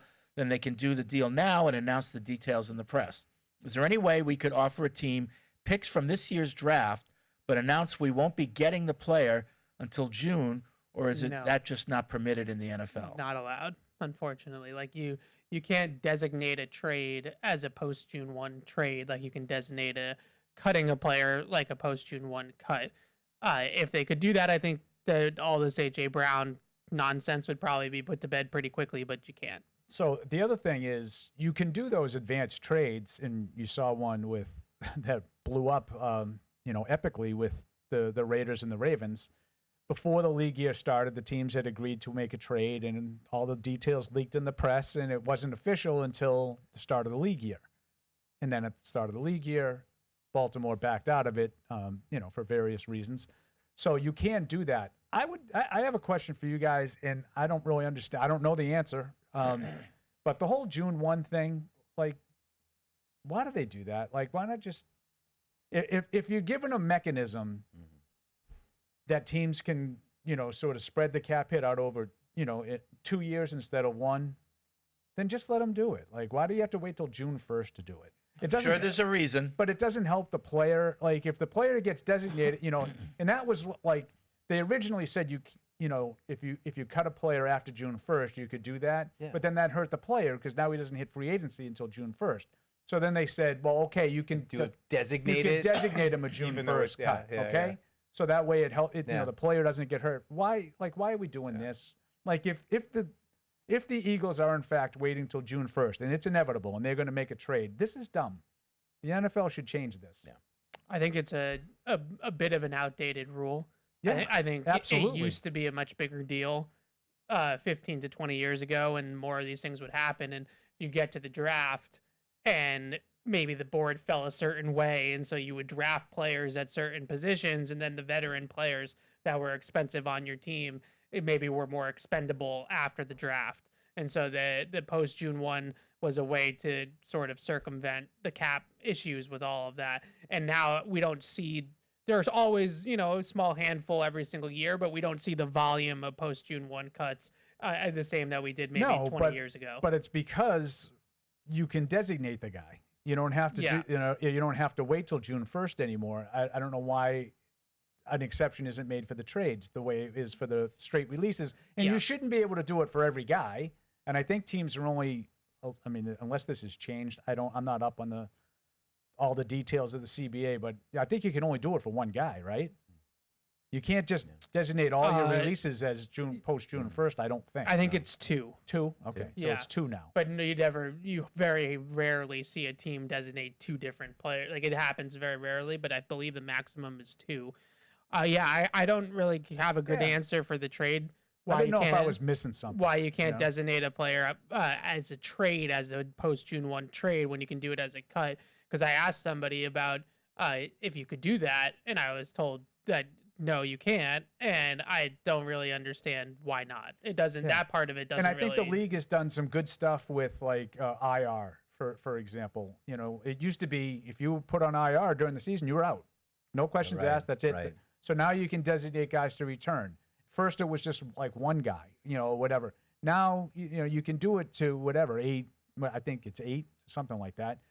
You can do it to multiple players. I think these things have improved rosters and improved the game. Yeah. I think they're positives for, the everyday attrition that happens in the NFL. Like, practice squad too. And the quality of depth isn't that great. I think the practice squads are a little ridiculous, but I'd rather have 16 than 5. Right. When I started with Fred, now literally the practice squad was 5 guys. Yeah. Now it's 16. They did revise the post-June, pre-June 1 thing, I don't know, probably about 20 years ago by allowing you to designate releases. Because what was happening is that they would cut players in June, and those players weren't getting market value contracts because everybody had already spent all their cap space. Right. It wasn't fair to the players. Right. Yeah. So they revised the rule to allow you to designate it, but it does not apply to trades, which I still don't. No one's given me a good answer as to what the difference is. Doesn't make a lot of sense to me, but there's probably a reason. Yeah, it's different. That's it. I'm like,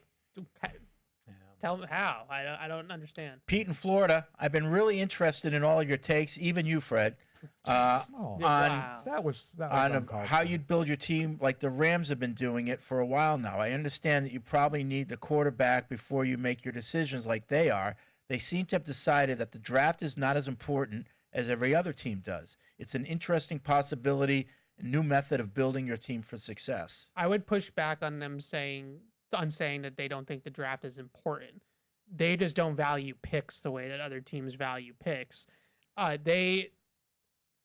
Their studies, their analytics, whatever, show that there's not as big of a gap between the first round picks and the subsequent rounds. So they don't put as much stock into the difference between having a first round pick at the end of the first round or a second round pick or a third round pick like some teams do. They treat a first round pick like it's a precious gem.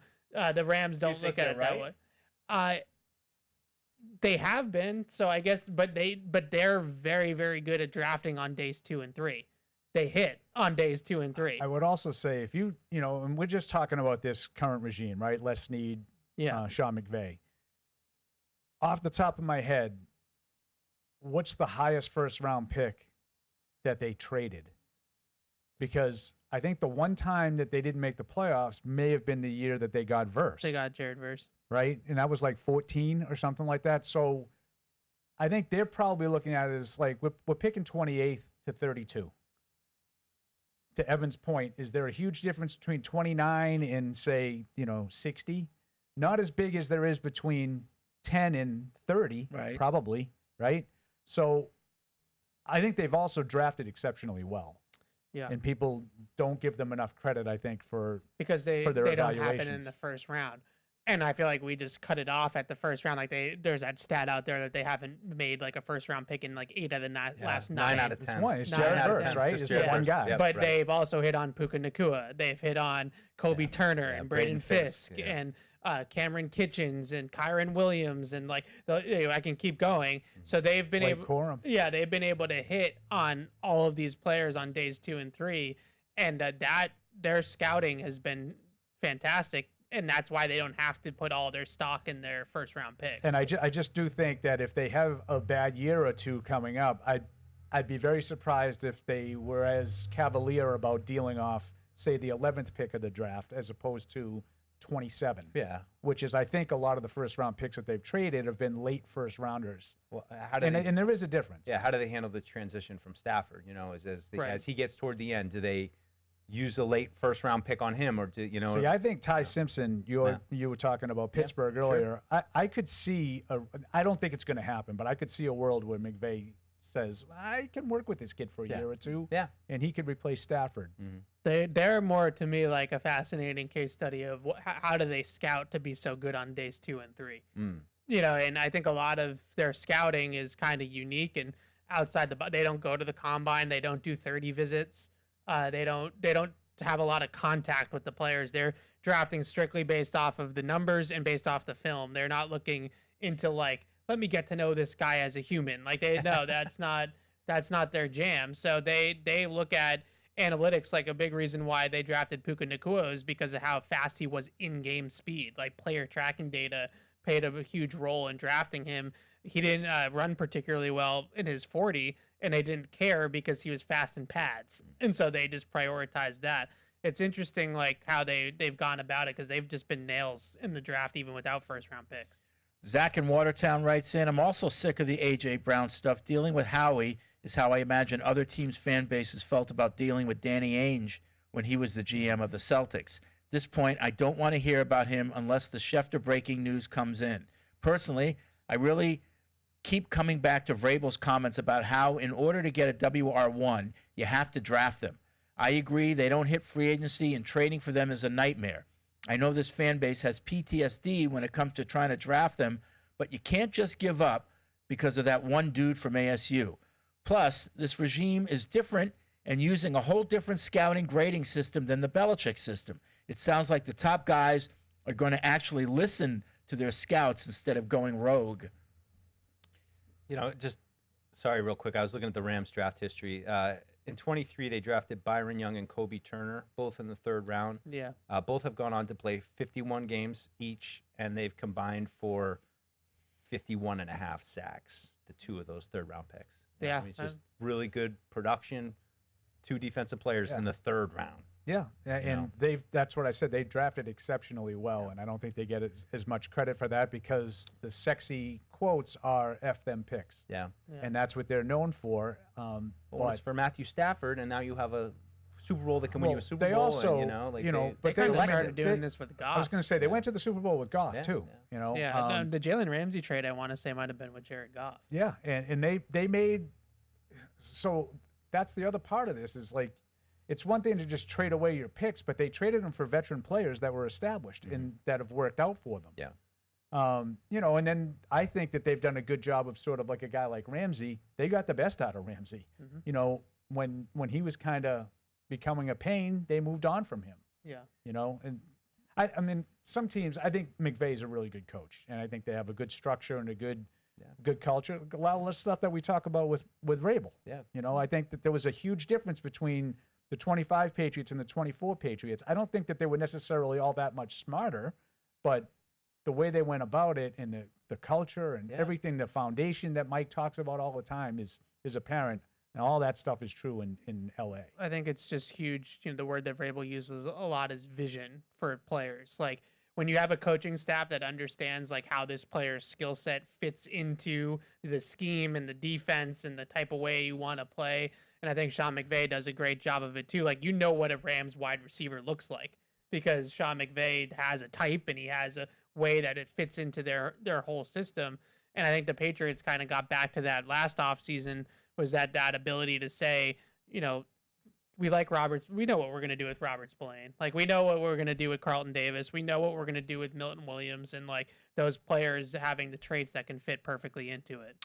Let's get back to the phones. We'll go to Anthony in Pennsylvania. What's up, Anthony? Hey, long-time listener, been watching the show for a while. A lot of people, I feel like, haven't been talking about Ramondre and his contract ending coming up. Who do you guys think in this draft could be a good replacement for him? I think Nicholas Singleton from Penn State, 6 foot 220. I think he'd be a good replacement. Or Jordan Vaughn out of Abilene Christian, a little lower level talent, but 6'3", 235. I think he could be like a good little Derrick Henry replacement for Mike Vrabel. Thanks, guys. Okay. Should the Patriots be in the future replacement of Ramondre Stevenson market? I hope not. No, I mean, I think you're potentially in the draft a running back this year. I mean, I think, third guy, day 3 kind of thing. But I find myself questioning what kind of guy do they want because we know what Henderson is, and he's, got a specific set of skills. But I feel like I'm a little bit attracted to the stouter, fatter, short yardage, big guys, to complement this group. You know what I mean? Like, you got Ramondre can kind of do it all. Do you need like a short yardage kind of guy? Somebody who's maybe not super fast. I mean, Ramondre is not he has an out at the end of the contract, the end of the year this year in his contract, but he's under contract till 2028. Like, he's not a free agent till 29. So unless you're thinking that he's, going the wrong way, they're not in like a contract crunch with him or obviously with Henderson. But I feel like, you can talk about like their third running back being a hole, but I think we could do that everywhere on the roster. Yeah. Like, I keep hearing like cornerback is a sneaky need. It's like, like if you want to say like the fourth corner is like you could upgrade at, your fourth and fifth cornerbacks on your roster. Like, I think we could probably do that with every single team. Like, and so like we're just kind of going through all of these at this point. Like, if they're going to draft a running back, they have 4 6-round picks. If they want to throw a running back in the 6th round, then no one's going to lose any sleep over that. But I hope that they're not thinking of investing in another top 150 pick at that spot. Just real quick, I share this. I saw Daniel Jeremiah released his new DJ 3.0. I don't go crazy for everybody's mock drafts, but it's what I said earlier. He went with, Caden McDonald, defensive tackle from Ohio State. It's a position I don't think a lot of people are talking about. Care for Ohio State. We went with I don't like it. A 2-gapping, run-stuffing, 2-down defensive lineman in the 31st pick, and his reasoning was something about Ohio State allowing Milton Williams to sort of eat. You can do the dirty work. Yeah, I mean, do the dirty work. You need somebody. Yeah, you like need that. Somebody. I don't know if you need him at 31. Everybody's I don't know going if to I need that somebody to be a first-round pick. No. Yeah, Malcolm Brown. Everybody's focused on the edge at that spot, though, and I think I think we need to be open to other positions because as I play around with mock drafts, I mean, you're right. Like the Zion Youngs of the world, and Cassius Howell was gone in this one, but I don't know. There's just not a lot of like, oh, there he is. Yep, perfect. You're considering maybe a safety. Not to pick on, like, I'm not mean to pick on DJ. I think when I look at DJ's mocks, I always look at like, okay, who are the 5 or 6 guys that are in that range? Because he has a pretty good feel of the board. So like maybe I don't necessarily agree with him taking McDonald specifically, but like who I think Kenyon Siddiqui had 27. Like that, Chase Basantis. That's pretty low. Colton Hood. From like what we've heard of Sadiq being a top 20 pick, like Kelder have him Falk all the way too. down at 27. Yeah, he's got Kelder Falk down at 30th. Okay. Back to the phones. Williams and Phillum. What's up, William? Hey, Fred. How you doing? All right. All right. How's the team doing? Teams, most of them aren't here, but we saw the free agents here last week. I think he meant this team. Oh, the A team. We're doing fine, except for Paul. Yes, that team. Yeah, the team you're next to. Yes. Paul, Evan, and Deuce. Yes. How they all doing? Where do I begin? Look, I don't trust Aaron Wolf. I don't trust the scouts. Like I said, I'm going back to 2024 draft class. Where's Drake May's weapon? Where's his tight ends? Where's the receivers? And the Patriots have not proven to me or to the Patriots fans that they can build, you can draft, or receiver. We haven't seen it. And the jury's still out. You know what I mean? I hear you, Deuce. You said keep trying. Yeah, well, I don't know what to say about that one. You know what I mean? So I'll just leave it at that, fellas. But I just don't trust this at all. I know, but like, don't you have to draw a line between 2024 and everything after that? Like, I know Elliott's still here, but I don't know what constraints were put on him prior. Now Vrabel's here, right? And Ryan Cowden's here, who's another voice in the room, and maybe it's different. And 25 wasn't that bad. 25 was a good draft. Yeah. Yeah, 2025 was. I just hope that one of these days we can get a wide receiver for William. We just need to get William a wide receiver. That's your. I get it. I'm with you, dude. I just want it for you though. I want you to be happy. I'm right. I'm out on the AJ Brown thing. I'm done with that. I'm done with that. Like, I'm not gonna play that. I'm gonna keep playing that game. Either you gonna get him or not. I mean, that's it. Move on. But I'm just saying the Patriots cannot draft a receiver. They can't do it. I don't know. It's like kryptonite. They haven't been able to. I think it might be time for what? One of my little polls. Oh, Paul, Paul's famous for his little poll. There were a lot of All right, people. thanks, William. A lot of people on the show today. We had multiple emailers. Now Willem and Phillum. In or out? Oh, everybody's out. Everybody's sick of A.J. Brown. Everybody's out on A.J. Brown. So I'm really going to be concerned on June 1st when they make this trade. How everybody's going to jump back in. Yeah. And I'm back in. Just so you know, I'm not out on it. I'm going to keep a little poll. Still in. I'm not out on the amount of outs. The player by any means, but it is a hard line to walk of like, if you punt on receiver in the draft planning on getting AJ Brown, well then you need to do everything to get AJ Brown, and that might lead to a significant, I wouldn't call it an overpay necessarily, but you might be ended up giving up a lot because you can't get outbid at that point. Let me throw this out there. At the risk of, was it Simon that called us the homers? Yes. At the risk of, drawing the ire of Simon. Simon says, whatever. Right. I thought you got to do what he says. Bit of a force there. Yeah. So you're better than that. Okay. Be better. If they don't get A.J. Brown and they don't draft someone, say, in the first 2 rounds, and this is the wide receiver core they go into the season. So basically, you go in the same thing you had last year. Right. You're subbing Doubs for Diggs. Do I get a tight end? No, I'm just saying this is the same set of receivers you had. Is it that bad? Like, you that much worse off?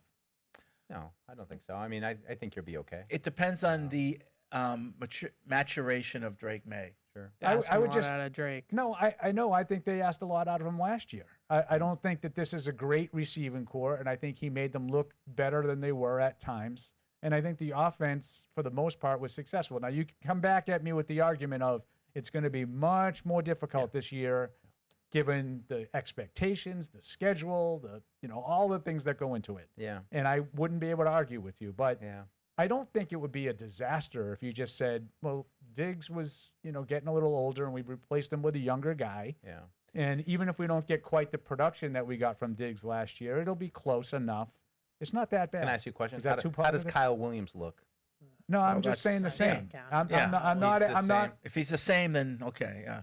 I'm just saying that you have the same core as last year, and then Doubs for Diggs. My fear is that feels very 2022-y to me, where Devontae Parker. maybe it was 23, where it's Myers out, Juju in, and then that was like kind of all they did. I like that move. And I'm not saying like that's obviously that was a disaster. Like this, if Juju ends up, if Dobbs plays like Juju, then I'm not saying then that. I'm with you guys. I'm not saying that. All I'm saying is that you had this window of opportunity with a quarterback that wasn't as good as Drake May by any means, but at least showed some signs of life in his rookie season.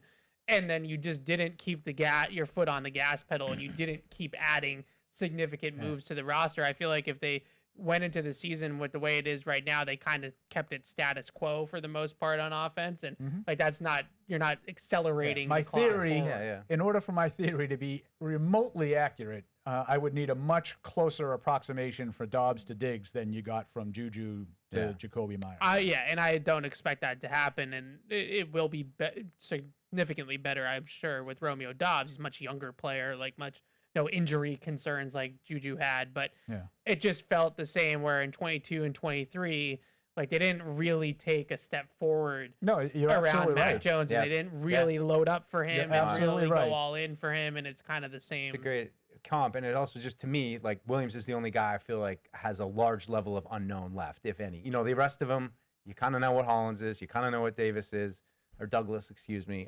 Even Booty too. Freddie's I know Booty, but I He think loves Booty. We're hoping, but I think Williams is the only one right now, to me, that really has an unknown ceiling, and he might already be at it. I don't know. All right. That's going to be it for this edition of Patriots Unfiltered. But we've got more to come this week.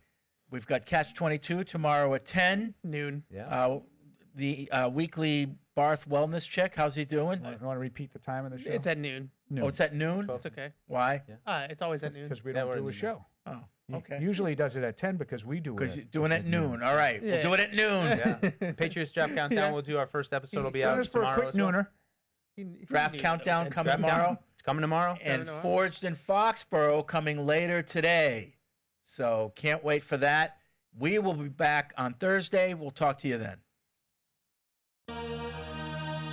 Hey, this is Matisse. Thanks for tuning into the show. If you really want to help us, make sure you like us wherever you get your podcasts, like Apple Podcasts or Spotify. Also, make sure to follow us on the New England Patriots YouTube channel to see this show and everything else here that we do at the Patriots. Thanks a lot.